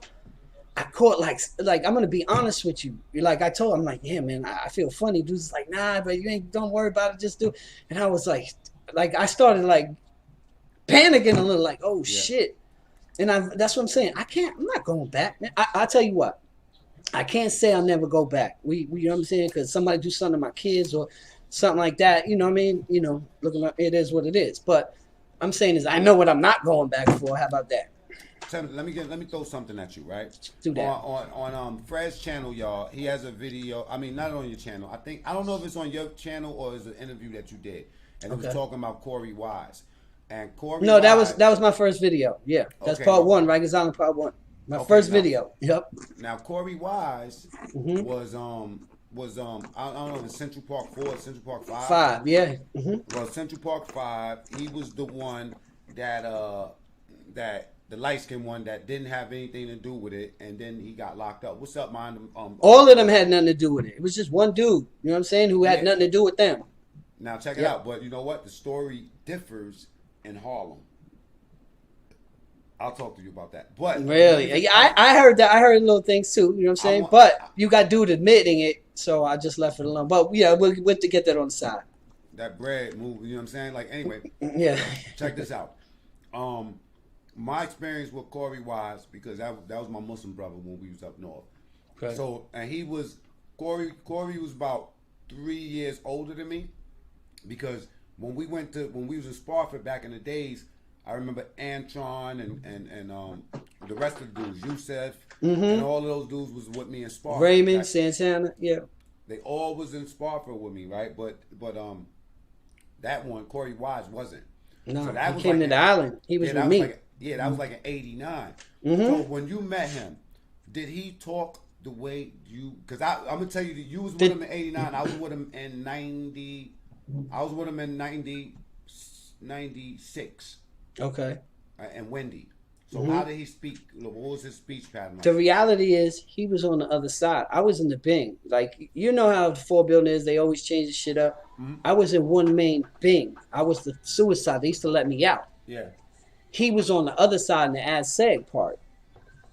You know what I'm saying? And you know, in the middle there where, you know, they do the food or whatever. So, you know, in the middle, you know what I mean? Between north side, south side. Tell them what ad seg. Administrative segregation. It's not really protective custody, because you'll have people that'll go in and sign in protective custody. They just don't want to be in population. The ad seg was administrative segregation. It was a couple things. It was like if you had a media case like the Central Park kids, they put you in administrative segregation. Or if you cut anybody and got in trouble, they'll send you to administrative segregation. So administrative segregation wasn't safe. Let's not get this wrong. Copy. Because you had a lot of cuts that was, you know, as soon as they cut the dude and they got to get him out the house, you know, they'll send them to ad seg. You know what I'm saying? Yeah. Until they wait their Bing hearing, which the Bing is like a segregation inside Rikers Islands, but you have to go to a hearing. So anyway, I was on the Bing side and he was on the ad seg part, and dudes told, like, I knew what was gonna happen, you know what I'm saying? And dudes was like, yo, we gonna get this dude. Dudes threw the blanket over him and they did him dirty. So I didn't really know him as far as, like, you know, to have a conversation or to know like how he spoke or anything like that. I just know I seen him get his ass whipped, and that happened a lot throughout the whole building with him, because again, he was known as a rapist. And you know, again, you already know that when you're labeled a rapist in the penitentiary, and then to come find out 12, 15 years later they ain't do it or whatever. Well, and I'm just saying, it's crazy, man. He probably was safe, and I mean no disrespect, to him, but he was probably safe when he turned Muslim. No, when he turned Muslim, yeah, but he was already Muslim.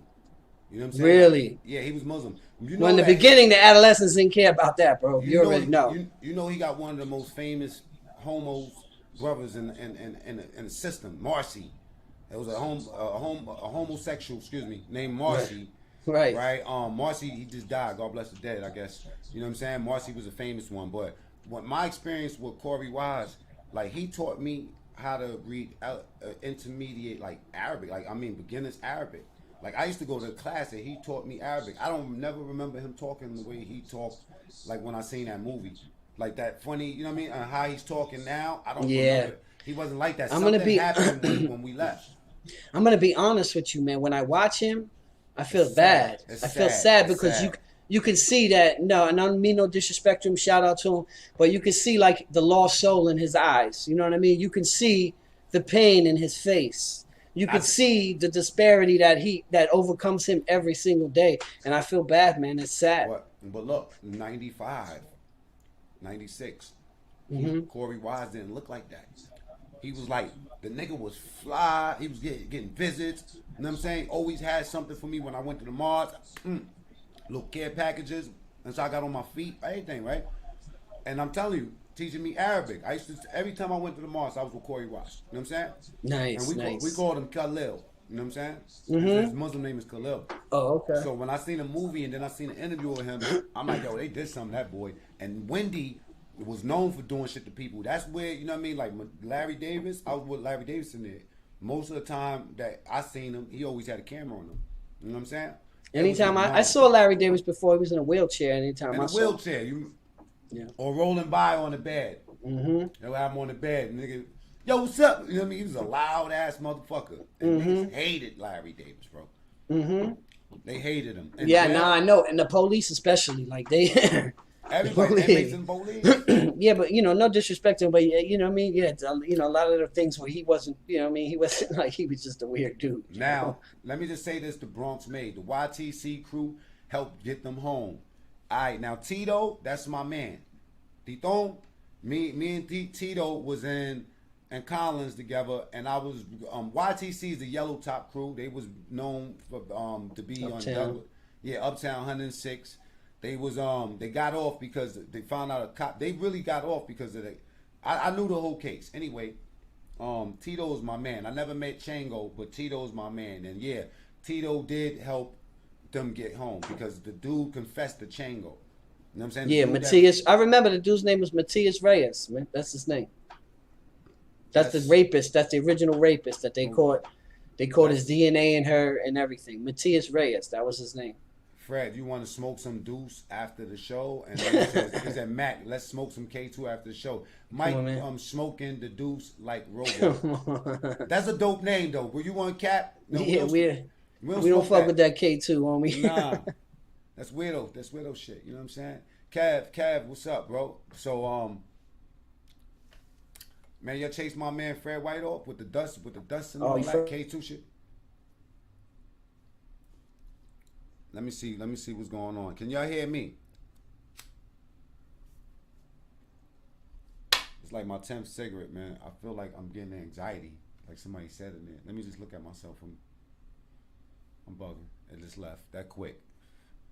I don't know what's up with Fred's camera. Let me take him off until he fix it. Kick from studio, banned from studio. Nope. I guess you do it like this. Yeah, so Fred White, I'm gonna wait until I see his thing moving. He still froze. You know what I'm saying?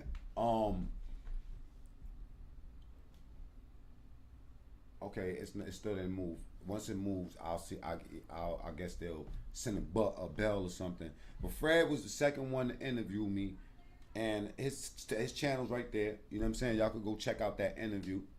French Dose, what's up, man? I was just, that's Fred White from Tales from the Pen. Anyway, check it out. I seen that Queen's Flip kicked you out, man. Let me get you in here, French Dose. Give me your email so I could talk to you real quick, man. This is one of the most hated dudes in our circle, like our little growing circle. If you want to get on the camera, give me your email right there, and then I'm gonna invite you until we get Fred back in here. You know what I'm saying? Incredible.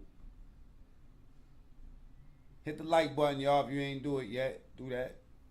Make your life, you know what I'm saying? Yeah, so.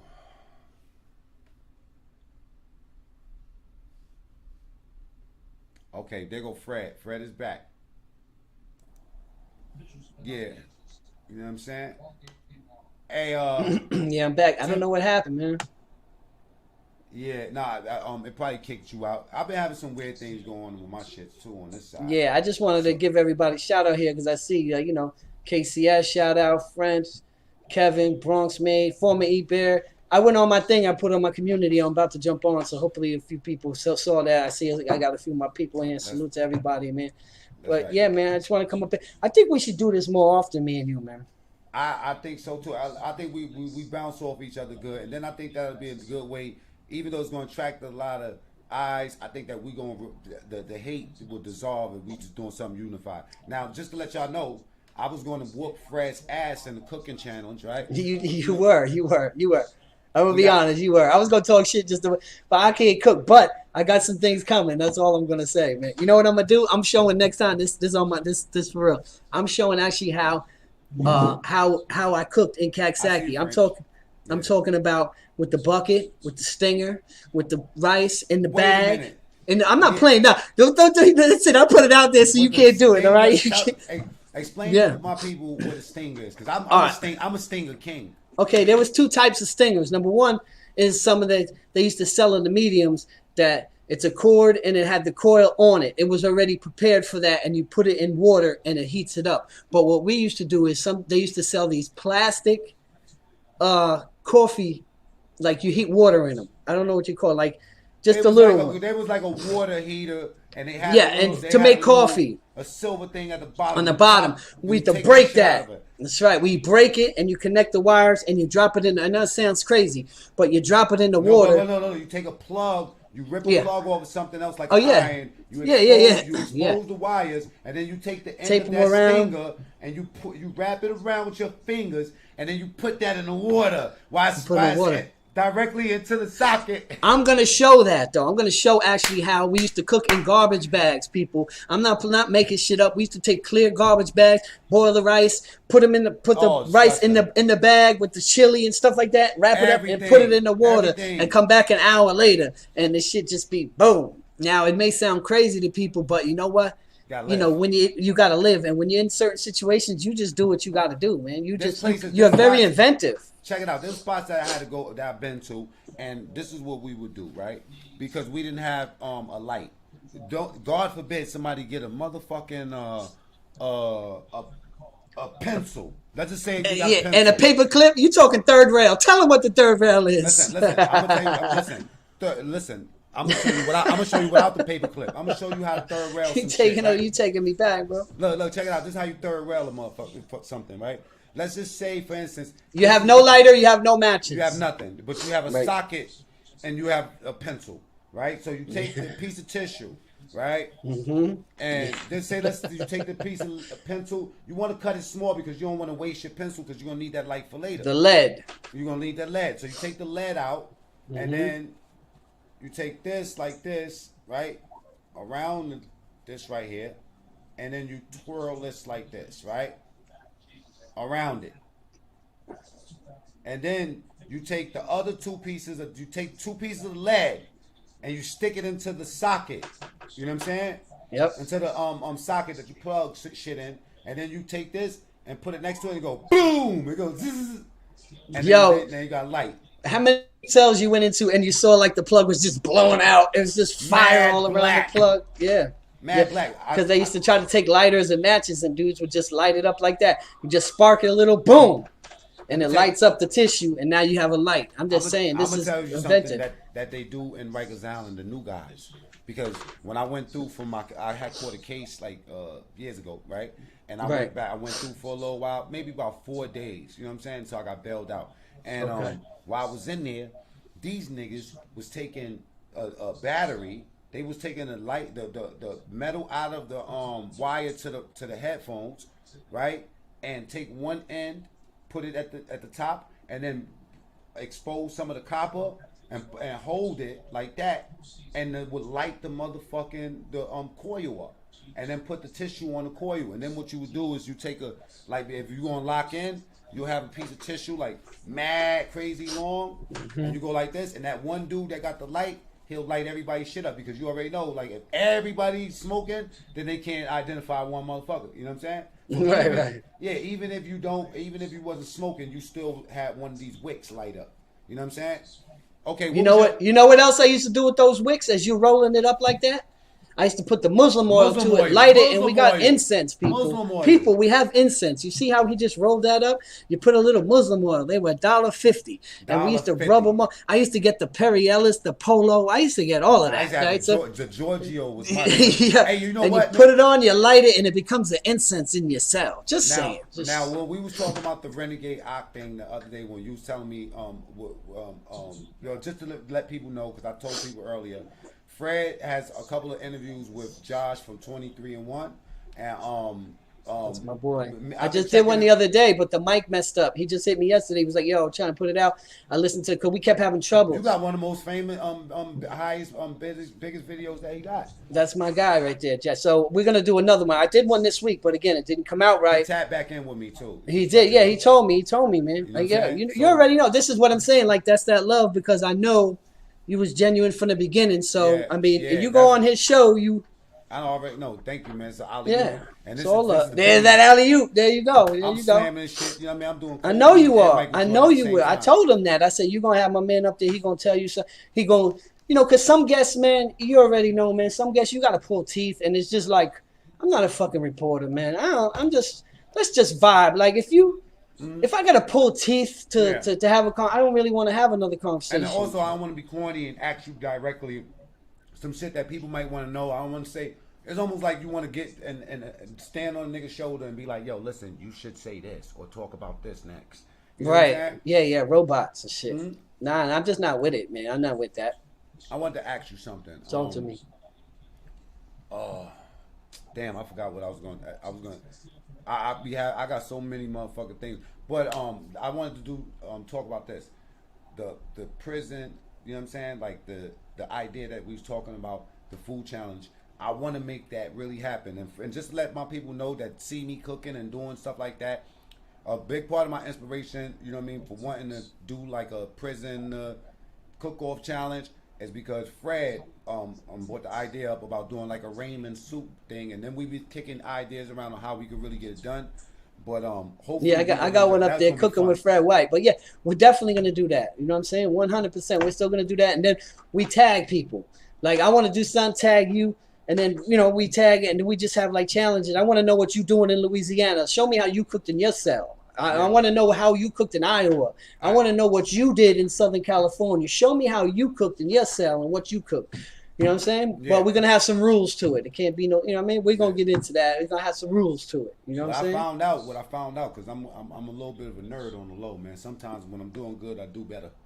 You know what I'm saying? But I was checking something out, and people are interested in the way dudes cook in jail, man. I told dudes that I used to like boil water inside of a plastic bottle, you know what I mean? And it wouldn't burn. I tell people that I made hooch and hid it in water fountains for weeks until it smelled like vomit, you know what I'm saying? Right. And then on the opposite end, I taught people I like in certain jails there's certain ingredients you can't get. Like in one jail they might have rice and everything and oil and all that. Next jail, that's a ticket inside the mess hall. You got to get the dude that knows something, or he knows a civilian. You got to get that contract. You got to always get that contract. Whether your laundry contract, you got to have somebody in the laundry room, because if you just say what's the laundry contract? The laundry contract, like, is just say I got Mac. He works in the laundry. That's my guy. Now, everybody can't send their colored sheets. Everyone can't send their certain items in the bag, because when you get your bag back at night, because you put your bag out on the gate. Everything is red. Okay. You get just say you put your bag out at night on the gate. They come and take your laundry. Now, if you have some fancy stuff that you want washed, and I know Mac is there, my Mac, I'm sending my sheets down, and inside the bag there's a pack of cigarettes. That's for you. So Mac would make sure that my stuff, not just the state stuff that they gave you, I would wash my sheets, my towels, stuff like that, and I would let Mac know, Mac, you get that, or just, yo, see me later, I got you with that pack. Mac would make sure it's washed and back in my bag, because if you wasn't nobody and you tried to put your stuff in to get washed, you was getting an empty net bag back. That's a fact. The laundry was actually one of the hustles that everybody wanted, because you know what I mean. It was one of them jobs where it was crazy flexible. You would not only you would be able to get everybody laundry, but you got to think about the nature of the job. You got to go to these different cells and go grab the shit, throw it in that big ass bucket, so you got contact with everybody. The laundry dudes is running around with kites from everybody. You know what I'm saying? They pass. Yeah, moving around. Yeah, and whoever makes the most moves, whoever got the most movement is the happiest while they're in jail. You know what I'm saying? There's some people that like to stay in a cell. I wasn't never one of those dudes. I never, even when danger was outside and it was like today is going down and somebody's going to die, I still had to go outside. You know what I'm saying? Right. No. I hear you, man. You know what I mean? You need those kind of contacts. I see somebody wrote, why don't you wash their own stuff? Well, just say it's a big blanket and you only got a little bucket. You know what I mean? It pays to know somebody in the laundry room that's going to make sure you get your blanket back washed nice. You know what I mean? Let me explain something to you, Vern. When maximum security prison, it's unlike, okay, in mediums, you have a laundry in your dorm and you just got to wait till it opens and then you could do your stuff. But in maximum security prisons, maybe 2 or 3 times a week, they'll have laundry day. And the inmates are not required to make sure your shit is good. What they'll do is, what he's saying is they'll throw all your stuff together and then they'll all turn pink. So your white shirts will turn pink. And nobody wants to be running around in jail with right. You know what I'm saying? So what you have to do is you have to secure a contract, and the laundry man don't take all contracts. He'll take certain contracts, and certain contracts they real snobby. The laundry man is getting so much money, he got the option to do that. And it's a weird thing, but the laundry man is real important. Just like the mess hall man. That's right. And you have to have a contract. Whatever jail you in, if you think you're gonna be dancing and eating the way you want to eat, you're gonna have to have certain things. Like if you want fried chicken and there's no flour, the mess hall man is the one that you get a contract with. You pay him a certain amount of money, and he makes sure y'all got a certain amount of stuff. You know, bulk items. Hold on 1 second, because I see somebody wrote, but if they're doing you favors, you have to do them favors. That's iffy. You see, that's where it's wrong. If we good, like there's none of that. You know what I mean? There's none of that. I understand what you're saying, because you get that impression. Oh, you do him. That's only for certain people. You know what I'm saying? That doesn't apply to real people. Listen, that don't apply. In jail, it's all about strength. All right, and let me describe what I mean by strength. You know how they have these people that say that they, you know, in their jails they have paperwork parties, and paperwork parties are a real thing. Just like blanket parties and birthday parties. I'll tell you all about it, right? but paperwork party means that, and I guess it's something like when people want to see what you're in jail for, and you have to produce your paperwork, or you get ran out the jail, right? Or ran out the house, or whatever, right? But that right there is predicated on strength. Nobody ever came to me about a paperwork party. If the dude would come to me about, let me see your paperwork, I probably would have cut him or punched him in his mouth. Real talk. Or I would have tried to put a bag over his head and do something like that. You know what I'm saying? Because it would have been disrespectful, and it's all predicated on strength. Somebody testing your strength. That's the same thing with other things. You know what I'm saying? Anything. It's all about your strength. You know what I mean? Like, so and plus, you're not gonna you're not gonna just do it with people like you don't know, and like, you gotta be somebody you cool with. You've been in the jail a little while. That's just how it moves. Same thing in the mess hall. Same thing. You know what I mean? That's just the way it goes, man. But there are those dudes that you know what I'm saying? I do you a favor, you do a favor, man. Oh yeah. We don't. Yeah, but we stay away from those people. That's the thing. Here's the thing, and there's no disrespect to them people. Them people that do that, you know what I mean? The people that, you know what I mean, sit between certain people's legs and get their head ready. But what I'm saying is that, Matt, come on, man, stop playing. That might have went over people's head. That's good. That's what's up. Listen, but there's those people that are doing all them favors and all that. Like we don't participate with them. You know what I mean? We not with them. We're not, and there's no disrespect to any of them. It's just there's certain cliques and certain things. That's the thing about New York jail, where he was talking about a little bit, and we got off of it. It's not racial. Like it's not it.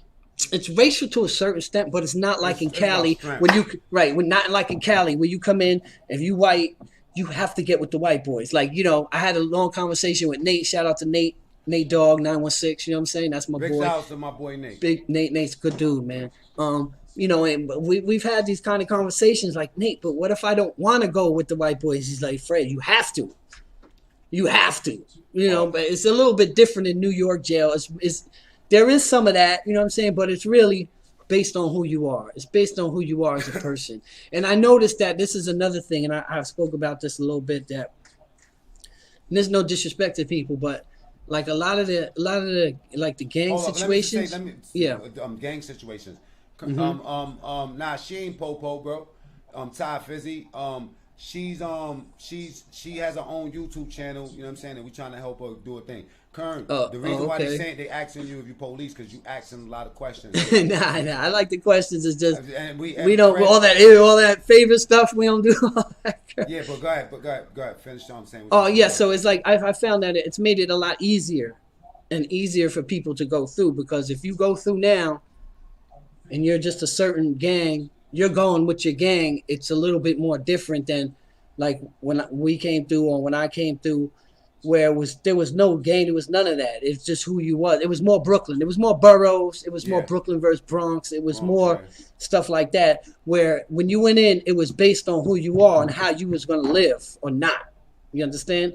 When nowadays it's more like you got a lot of sucker dudes. You know what I mean? You know what I mean? Not every, and there's no disrespect, but not everybody in gang is gangster.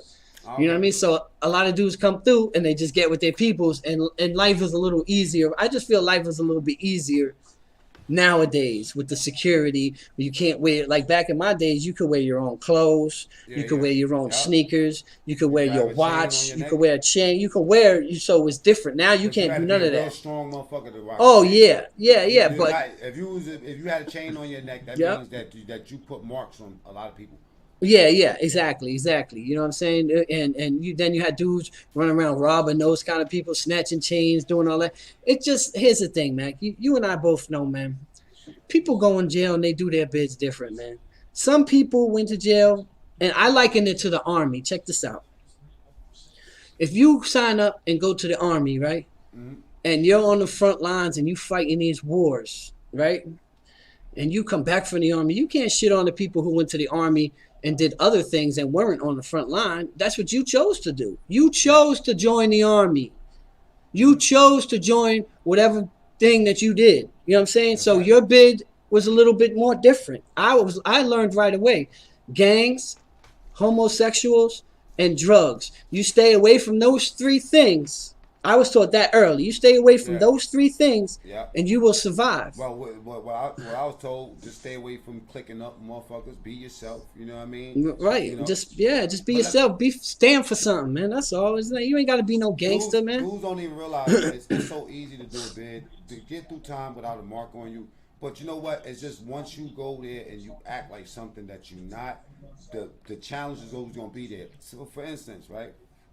Whatever person you are, it's better to be that person, because we'll accept you for that and won't. You know what I mean? You'll have a little bit of problems. You might get beat up once in a while, but you can't be scared of ass whipping. But let me beat a dead horse real quick, because we was talking about the paperwork party. Have you ever I wanted to talk about that too. I got a story. My story was, I was in this little medium in Otisville Correctional in the state. You know what I'm saying? You know, they have the feds in the state. I was in the state. Yeah, I was in the state though. You could hear the feds playing softball. You could hear the feds screaming. Like, they was close. They were like next to each other. But I was in the state. I was a state inmate. So one day we were just bugging out, man. You know, about 4, 5, 6 of us. And we told everybody, yo, the next morning, 9 o'clock, everybody got to put their paperwork on the table.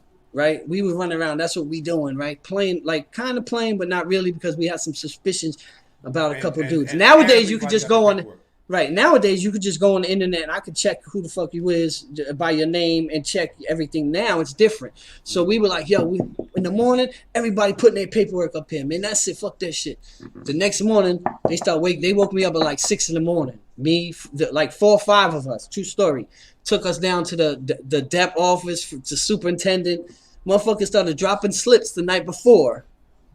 that we was doing that, running around pressing the house, that we had to that they had to produce paperwork, because paperwork means that we want to see what you in prison for.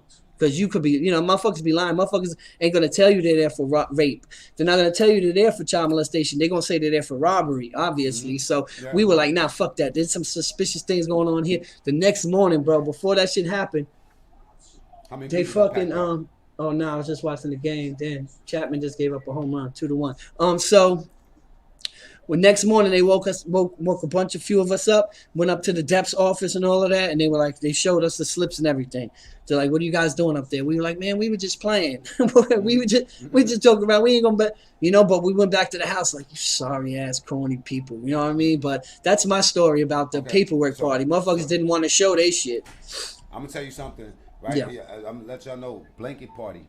Now the blanket party, y'all know what a blanket party is, but I'm gonna throw the blanket over somebody's head and people just beat them up, jump them, hit them with stuff. Yeah, that was a special type of thing. Normally people got blanket parties for sneak thieving, and sneak thieving is like most of the blanket parties I've seen. But I've seen one, like on Christmas, we able to get more pounds of food than we normally would get. I think we was able to get like 35 pounds a month. But on Christmas Day, you was able to get 55 pounds in the maximums, right? Yo, there was this cat. His name was Damu. He was an African Muslim dude. This nigga got in the package, which I would never got. He had like a 7-pound ham. In the school, that it was in a can. In the cans. Oh shit! I remember used to have to do it with the key to open that shit. Fred. Yeah. The dude put stuff that in the socks. He had like 5 pairs of socks around it. You know what I'm saying? And when it hit, and it hit another Muslim, because the Muslim dude, we found damn man, I don't even gonna say his name. We found because he was real cool with me, man. Some of these dudes that jump out the closet be shocking, right? He took that shit and hit that motherfucker in his sleep. You know what I'm saying? I thought he was dead. The nigga jumped up and beat the shit out of him with that shit in his hand. The Muslim kid that you know what I'm saying, like that got ran out, he was nice with the dick beaters, you know what I'm saying? But that big ass hand face, that was a blanket party. Yeah, Muslims are strong, man. Muslims are strong.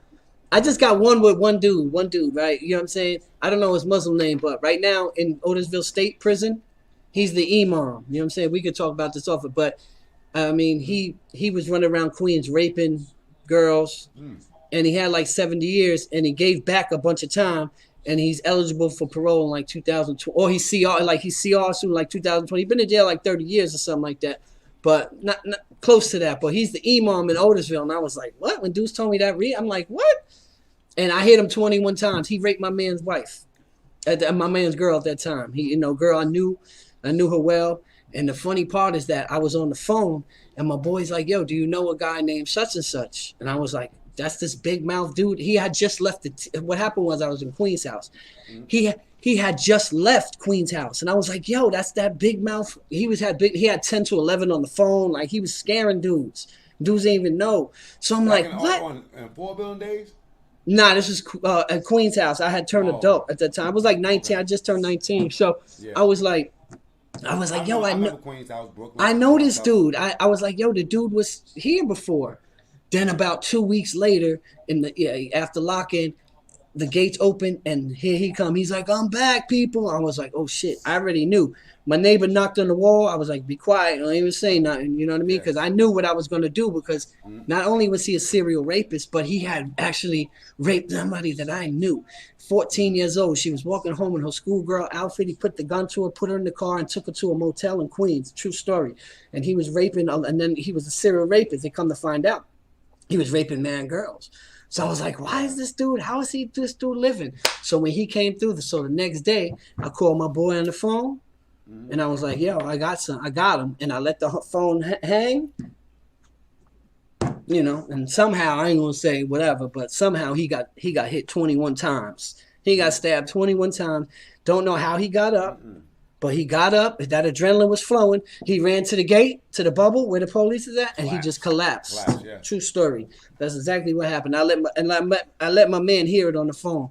You know what I'm saying? He went on to marry her, and they had 2 kids. They got a divorce now, but I'm just saying. That guy's name starts with an R. No, it starts with a J. You know, I tell you, his name is Jimmy Barnes. He's in Otisville right now. He's got a 91 number. No. I'm not talking about that. Oh, I'm talking oh, about the name they call him. You know what I'm oh, saying? maybe, yeah, because his I don't know his Yeah. he turned, you know what I mean? I don't know his Muslim name, but I know for a fact, you know what I'm saying? Because somebody came out of Otisville and they're like, "Yo, dude, is the imam there?" I'm like, "How could that be?" Let me ask I you gotta something. talk to Mac about this. Let me ask you something, bro. Yeah. What from your perspective, right? Mm-hmm. And I want this to be as personal. I want you to think about what you say before you say it, right? Yep. To be as personal as possible for somebody, because a kid got on the live yesterday. A lot of people was there, and a young boy, he said, "I'm 19." He said, "I've been looking at your content." He said it in the comments. If anybody want to see that, like, you could go to my video from yesterday, and it pops up on the live. And he said something that I stopped whatever I was doing to because it resonated. I know people always say that, people, like, I inspired them or something like that. You feel me? To something. But this kid, what he said, it made me stop. He said, "I'm 19, I'm in the streets," and he like, "Listening to you is making me change my mind about this shit." You know what I'm saying? Now, what about jail and your experience in life, period? It doesn't necessarily have to be specific to jail. What would you tell somebody? Let's say if you had nothing else left to tell a person, what is the best advice you can give to a dude that's in that position that we was in? Well, all I could do is I could speak from the eyes perspective. Okay.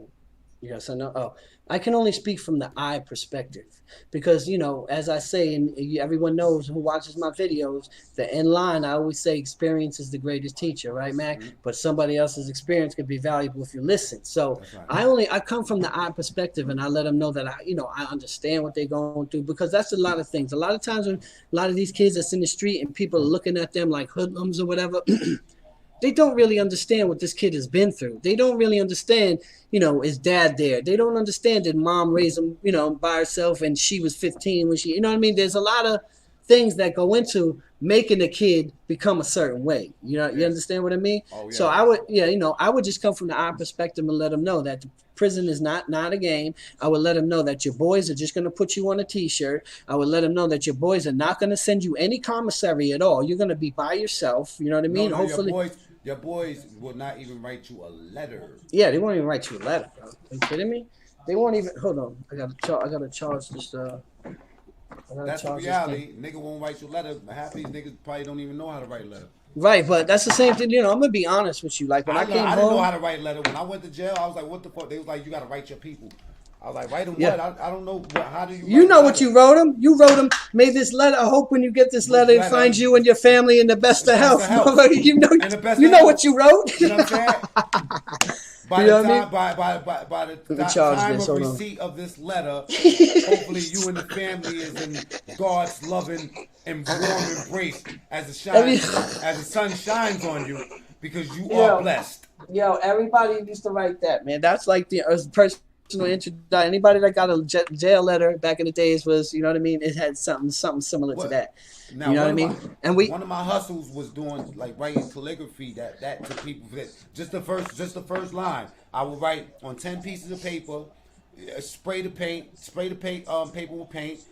By the time this letter reaches its destination, I hope that you and the family are in the best of health, or I hope that you're in the best of health. And I would do it in calligraphy, paint the shit, so niggas would be writing letters that never ever made it there. What was some of your hustles, man, off top, in jail?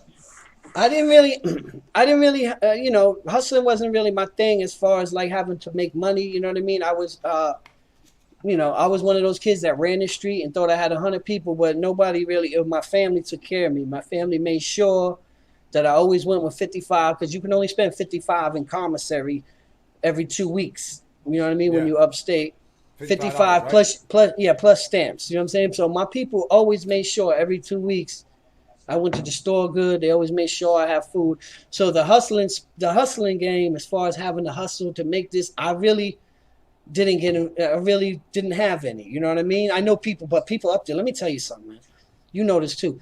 there's a lot of talented people in the penitentiary, man. As It far bring out, as it bring out, it bring out, drawings, it bring the best and the worst out of the motherfucker. vinyls, like people making I did it paintings, all. like I did it all. handkerchiefs. Listen, Fuck it, what dominoes, making trinkets for motherfuckers, out of soap, smoothing it down, out of dominoes, smoothing out of them down. dominoes. Out of dominoes and soap. You know what? My first soap thing was a car. You know, all of our first soap sculpture was a fucking car.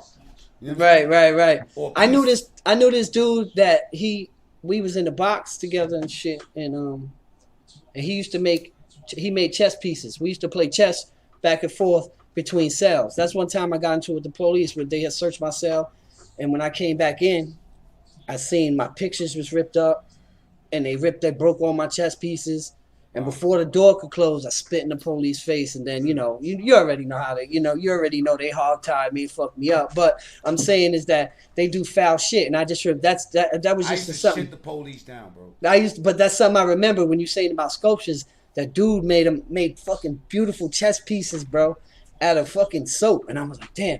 Another dude did the same thing with tissue, or we used to make dice with tissue, or we used to do it with soap. But the tissue was good. You roll the tissue, you make it into squares, and you let them, you let them get hard, When and it then was a you more then permanent you game, you do it something heavier like dice. I mean, like right. soap. You know what I'm saying? Right. But I'm just saying, like the dudes, the innovation, like even like in Rikers Island, right? Like they used to turn our lights out at 11 o'clock, lights out, and they turn your shit off. I used to take a candle. I used to have a couple things of Vaseline, but so I would take the candle. Put the I know. inside. I'm just letting the people know. We used to take a matchstick and just put it right in the Vaseline and light it. It's a candle. Right. It's a candle. And then when that melts down, you got the next one, and then that gets hard, and then you could reuse it That's again. how you keep your light on all night. Yep. Come on. That's You know what I'm fact. saying? Like just certain things that you just get by with. You put your little headphones in a little Dixie cups, so now they sound like they echo and they have a little stereo shit to them, right? You know what I would do to make my stereo sound for Friday night music? I mean for the weekend music. I would take this shit like this. I would make a funnel. You know what I'm saying? And then we talking about the headphones, y'all. You put it because the headphones real small. You take the headphone and you put it at the end of this right here, and then you point these shits at your ear, and this is loud. Like that's just loud. That's just loud. You know what I mean? But I used to stay with them slow jams because you got to write them letters. You know what I mean? You gotta write them letters, and you gotta have some coffee when you writing that letter. Because guess what? I By never the did. time that letter reaches its destination, hey, but what was it like? You know what? I wasn't as fortunate to have that. I had a surcharge. Plus, I wasn't. When I got money, a lot of it was taken away from me. You know what I'm saying? For victim services. You know what I mean? And at the beginning, it hurt me because I wasn't getting money, and they were just yanking every little piece of pennies that you got. Oh yeah, I didn't have none of that. Now they're doing surcharges. It's different. I had a surcharge and a victim course. You know what I'm saying? On the joint or whatever, right? So they was yanking my money. So there was a lot of times where I hustled, right? And I did mostly artwork. I had my time where I was extorting motherfuckers until once I found out how to extort people, that was the best thing I ever found. I was like, I ain't got to draw, I ain't got to do none of that. Only thing I got to do is wait for these soft dudes, you know what I'm saying? Take their shit. I was a piece of shit. The dudes that I extorted. at least you admit it. You know what I'm saying? At least the you dudes know. I extorted thought they was my friends, bro. They was like we was chilling. I would be playing cards. I would have a whole life with these dudes. So it was like a friendly extortion? It was they're gonna listen. Let's say for instance you came in the dorm, right? And you looking like a deer with your in the headlights, you know how it is, right? Of course. How much time you got? Oh, I got 10 years. Oh, you're gonna have a miserable bit. You know right. what I'm saying? Scared. So, yeah, as soon as he go get a lamp and some other shit, I'll send two of my boys over there, go take all that shit from him. You know what I mean? Then I walk past, yo, bro, what's going on with you, man? Didn't you have a lamp early? Yo, man, somebody took your shit? Nah, I'm okay. No, did somebody take your shit? And the dude that took it is right there standing behind me looking at him like, yo, I dare you say something. Mm-hmm. You know what I mean? Yeah. And we all down with the shit the whole time. The whole time. Get the lamp back. Yo, you with us, man. And when commissary day come, yo, listen, this is what we need. Boom, make sure you go to. Yo, I tell people that shit all the time, man. I seen that shit. It's called like friendly. It's like, you know what I mean? I seen it where dudes will send two dudes at somebody. Like, yo, are you such and such? And the kid will be like, no, I'm not such and such. My name is Billy. I'm from Albany, right? Like that. And the dude's is like, you sure? And then, And then somebody else would come, yo, why y'all messing with him, man? Leave him alone, man. He's good, man. He's good people. I know him. Yo, go ahead, man. And now he puts him under his wing because he became his protector. Like, yo, I got you, man. Don't worry about these dudes. Meanwhile, they're all together. They're all together. And they all cowards. Oh, yeah. They just put in the form, because I was a coward when I was doing shit like that. You got to think about it, right? I didn't find out that I was a bum ass nigga until I went to jail. Because, real talk, because I was, you know what I mean? Like, I prided myself on robbing people. Like, that was my pride. Like, you know what I mean? Like, that was my claim to fame. You know what I mean? I wouldn't have stayed away from you, Mac. I'd have been like, I ain't fucking with Mac, man. It's that nigga that, like, and you know what's so crazy? All of us stick up kids from that time, we got the same amount of time the murderers got, bro. You know what I'm saying? The same fucking type of time. Everybody ended up doing 20 years. You know what I'm saying? Right, Not me. right. I did 11. But check this out. Lost my train of thought again. They go to Bob. Well, a lot of times them dudes catch new charges and just stay in jail. And I know some dudes who went in with 1 to 3s, 2 to 6, and got 20 years. Have you ever met anybody that was really, like, honestly institutionalized, and and how did it look? What do you mean, like? What do you mean, like outside? Outside, yeah, outside. Oh yeah, and to be honest, man, I was institutionalized for a long time, man. I was institutionalized. I wouldn't take my drawers off in the shower for months in my own shower. I'd have to wear my shower. Still have to wear my shower slippers. Yeah, I'd still have to have my own soap. Like Me too. I had to do that for so long. If I seen the hair on my soap or something, I'll just throw the whole bar away. Yo, you know bro, because I'm used to my own shit. You know what I'm saying? And I walk, like, even when I had my boxers on, I still walk with my sneakers. I couldn't get off of Jack Mac and all that. I would just straight go to, like, I was on my I don't know, like, I would get Jack Mac, the beans and rice. Yeah, it's funny, like in public, you're not wearing slippers. It's just not happening. I got photos, like when I first came home, I had went down to Florida or whatever, visit my sisters and everything. We got pictures, and I was looking at them the other day. I'm sitting there with Tim's on in the beach. You know what I'm saying? Probably tied up too. Tied up because you just know, because I was always, and even today still, like if I'm in a restaurant, I gotta watch the door. Like if you walk past me, I'm looking at your hands. Like it's just certain things that will never shake me. And this is some of the things I try to get across to these kids on my channel, that some shit that you do when you're a teenager could still affect you later on in life. I've lost jobs where I was good 4 or 5 years at one spot chilling, and people wrote my boss talking about, if you don't get this guy off the ground, he's a murderer, we're going to start picketing. And they fired me because on the resume, on the application, I already was getting a job. I pressed no on that felony. Nope, not me. And they never really checked. But I was good in there until they got word that I was in prison. And then people started talking crazy, and they called me in. It was a development. I was maintenance. I was good. I was there 4 years, union, everything.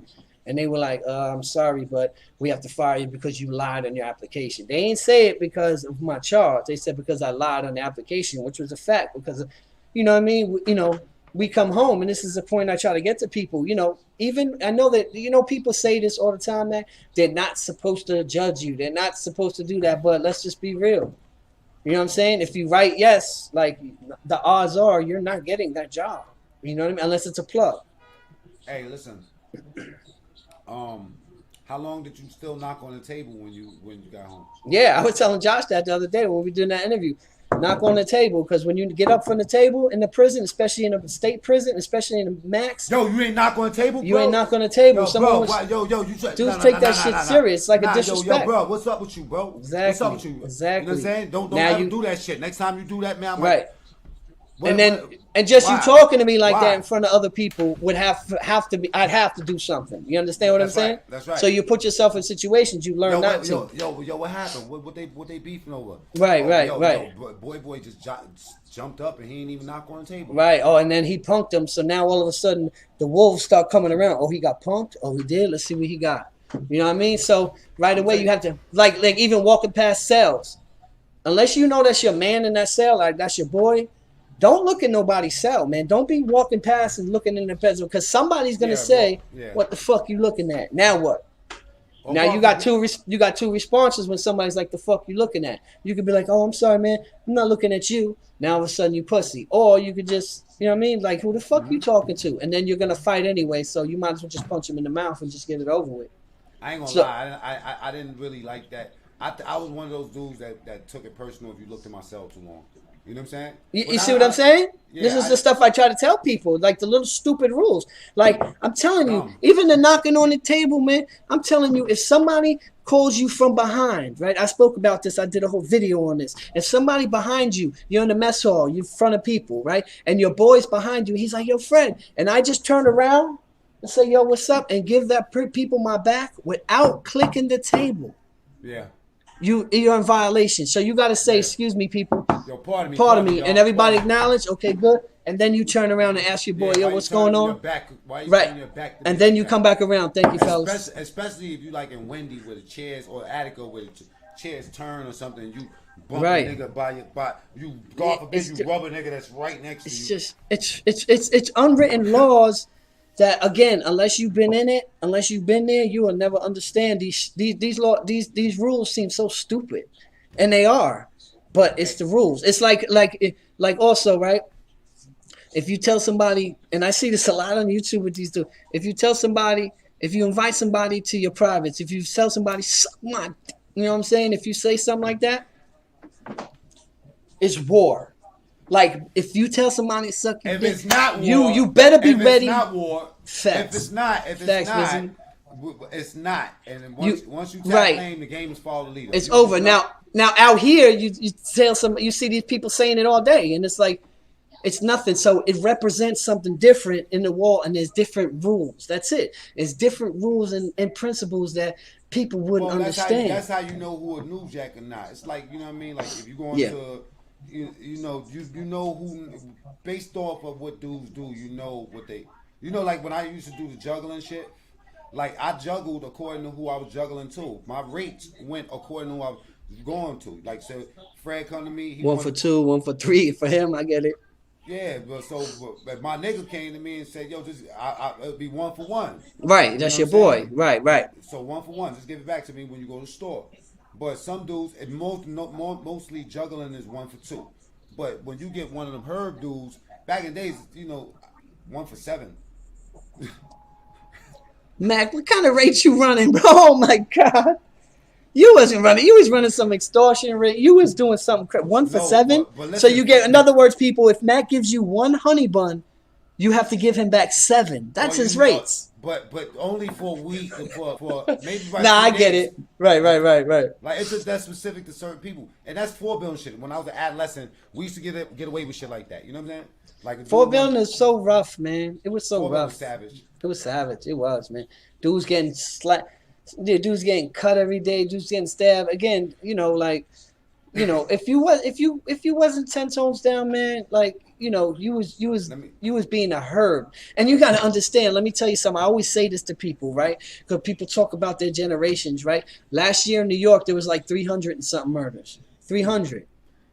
And when I went to prison, 3,000, right? Yeah, 2,300. So an extra 2,000. So I'm not saying nothing like, my generation, because every generation has their own thing. You are saying that because there's 10 times the amount of murders that these dudes ever seen, and they think they're tough now. People lie, though. Numbers don't, right? That's what Jay-Z said, right? People lie. Numbers don't. So it's right there for you to check. There was an average of 2,300 murders a year in New York City. Like, it was crazy. So you can imagine what Rikers Island was. You know what I mean? Rikers Island was a jungle, man. And again, if you wasn't like, well, again, man, you know what I'm saying? Because some people, I see people always asking me, like, how tall are you? You a little, I'm 6'3". So I'm saying, let's get this straight. The adolescents, I'm going to tell you something, man. The one thing that was real striking, right? When you doing time and you around these guys, you might think that you know some shit until you get around these young cats that know more shit than you because they've been doing time and they understand prison. So a lot of times, a lot of the stress didn't come from the violence. It came from the manipulation that you would see all day. It was all day a game. All day long, it was a game. All day long, it was about doing something to act like you wasn't in jail. You know what I'm saying? And ultimately, that's what we was doing. Like I tell dudes, when I tell dudes that there was times in jail, I had fun. You know what I mean? Like they 9 out of 10 times we was having fun. We had to have fun. We had to play poker and football and pencils versus pens. You know what I'm saying? And fucking whatever. Right. You know what I mean? Niggas, I see the white boys over there making Dungeons and Dragon boards. I see the gambling dudes. They got the chips. The dudes is running football tickets. Dudes is running to the mess hall. It's just little cities, huh? It's a little city. It's a right. city. And But then it's the gossip. Hey, yo, I think Chris is fucking Miss Thomas. You know what I'm saying? yeah, I seen son slide up in such and such cell yesterday too. Yeah, I get it. Yeah, that's why they call them sticky fingers. Yeah. He gonna end up getting a blanket party. Watch. Yeah. I seen that a lot too, man. You know, and this is why I like to have these kind of conversations because we're not gloating, we're not glorifying it. I'm just trying to put this shit out there to these people to let them know that there's the jail side and there's also the after effects of the residual, man. I'll never be the same. Let's just get this straight. I'll never be considered what society calls normal, or I'll never be considered because of almost 16 years will do that to you. You know what I mean? And unless you've been that or done that, people will never understand. You know what I mean? That's why I think a lot of people gravitated to my channel in that 1 year. You see, I got almost 12,000. I got over 12,000 subscribers now. It's because my shit genuine, man. I'm real. I just speak from the heart, man. I just speak some real shit. Like, I'm not making shit up. I'm not glorifying no gangster shit. I'm telling you real shit. Like, even when I did something to somebody, it was for a reason. Maybe he raped somebody. This other one was molesting boys I did something to. Like this, I always did something to people for a principle, not just because I was running around like you, Mac, robbing people. Like that wasn't, you know what I mean? That wasn't my thing. Well, you know what? I was victim turned victimizer. And how it started for me was when I came through Rikers Island. The first time was in 1991. Okay. I visited for a couple of days and I went home. I had a drug beef or robbery beef. It was a drug beef. I got caught with some dope. Me and my boy Eric. And then when I got up in the morning, somebody stole my sneakers from under my bed. That was enough for me. You know what I mean? A nigga didn't. I fought my way. I had a lot of fights in the 4 building. But the thing is that we know that once you put that work in, after your first couple fights, you don't really, you know what I mean? And especially if you running with dudes, like a lot of my niggas that was locked up with me was in the streets with me. You know what I'm saying? So I knew them from the streets, so it wasn't really that hard of a transition. And once you get the hang of jail, after that, you only have a new jack period for maybe the first year. You know what I mean? Or 6 months. You got to get indoctrinated. You got to understand what's going on, man, to really understand. You know what I'm saying? I was good too, also because in the beginning, like it was like my first month or two I was there, I had went to court and I was in the pens, and this dude, his name was Love. You know what I mean? Shout out. Well, he died. He's dead. Love Dove from Corona. You know what I'm saying? Everybody from Corona back in the days know Love Dove. And that sound like a crazy name. Don't get crazy with him. Like, he was one of those. So he was in the Bing. Okay. And he was like, yo, and I had cards. He was like, yo, you think I could, you know what I mean? You think you got more? I was like, yeah, I had like 5-6 packs. It was nothing. You know what I'm saying? Cards. Yeah. And I gave him a deck of cards so he could play solitaire or whatever while he was in the Bing. Right. Okay. Then I went to the Bing and I became suicide in the Bing, and he was there. You know what I'm saying? And he remembered me when I gave him those cards. You know what I mean? And he was a bell. I ain't gonna lie, he was a bell ringer. Everybody back in the, you know what I'm saying, the late 80s, early. I remember everybody know Love. Love was a killer. I ain't gonna say it, you know what I'm saying, but he was a real. So me and him got cool, you know what I mean? And then a few other dudes like I knew from the streets, things like that. But you know what I'm saying, it wasn't easy. You know what I mean? I remember the first time I even had phone time. You know what I mean? Like dudes. Yeah. You know what I mean? I had a little half hour because what happened is a bunch of shit broke out and half the house left. Yeah. And then when half the house left, it was like dudes were stepping up. Yo, I want this. I was like, yo, fuck it. You know what I mean? And I got a little half hour. Other dudes came in, and dudes was like, yo, who got this time? Who got, because dudes want to fight. Like, who got 6 to 7? Oh, he do? All right, me and you got to fight. You know what I'm saying? And we used to be like, yo, play the back, play the Zanzibar. If you win, you get his slot time. You know what I mean? And I remember, man, I fought a lot of times, man. But again. Let me explain to people that don't understand what he's talking about. Yeah. In Rikers Island, you have a time, but there was a time when the phones were free. Right, and shout out to Queens, Ty Fizzy. Normally, and out there, and shout out to Ty Fizzy from. I'm from Flushing. I see he throwing up Northern. You know what I mean? I'm from Flushing, baby boy, right there, Queens College. All right. I don't know. Queens is one of the funny boroughs. I used to always get lost out there. Yeah. I will 71st Street, Road, Avenue, Parkway. Yeah, nah, it's crazy. It's There'll be crazy. 3 different variations of the Mm-hmm. same street. Yep. All right. It, it was just wild, man. It was just, you just had to hold your own, man. This for everybody out there.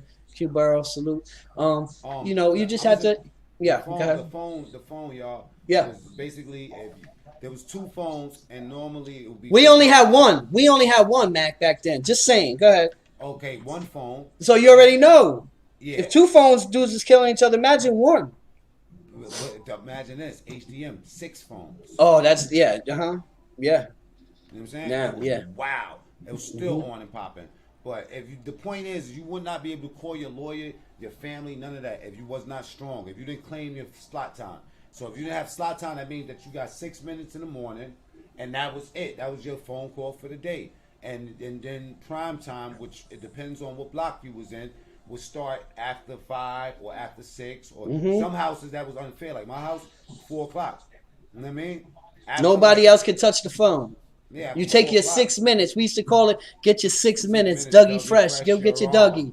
Dougie Fresh, you're on 6 minutes. Right. So we used to tell people, yo, go get your 6. You got to sign the book. You know what I mean? And then that means that they can't complain. They're not getting on the phone. You got your 1 6-minute phone call per day. And then after what he's saying is after 4 o'clock, nobody else could touch the phone unless you was designated to. The first phone I took was in North Facility. You know okay. This is when Dizzy, Blood Dizzy. Well, that wasn't the first one I took. I took 2 top phone too. I took two upper phone, and I took when they opened up the other side. I think it was 7 block.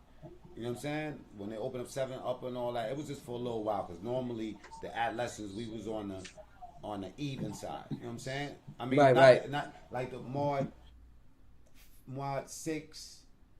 March 7, 8, 9, March 2, 4, and March 6. I mean, March 2, 4, 6, 8, 7, 8, 9, because that was a dorm.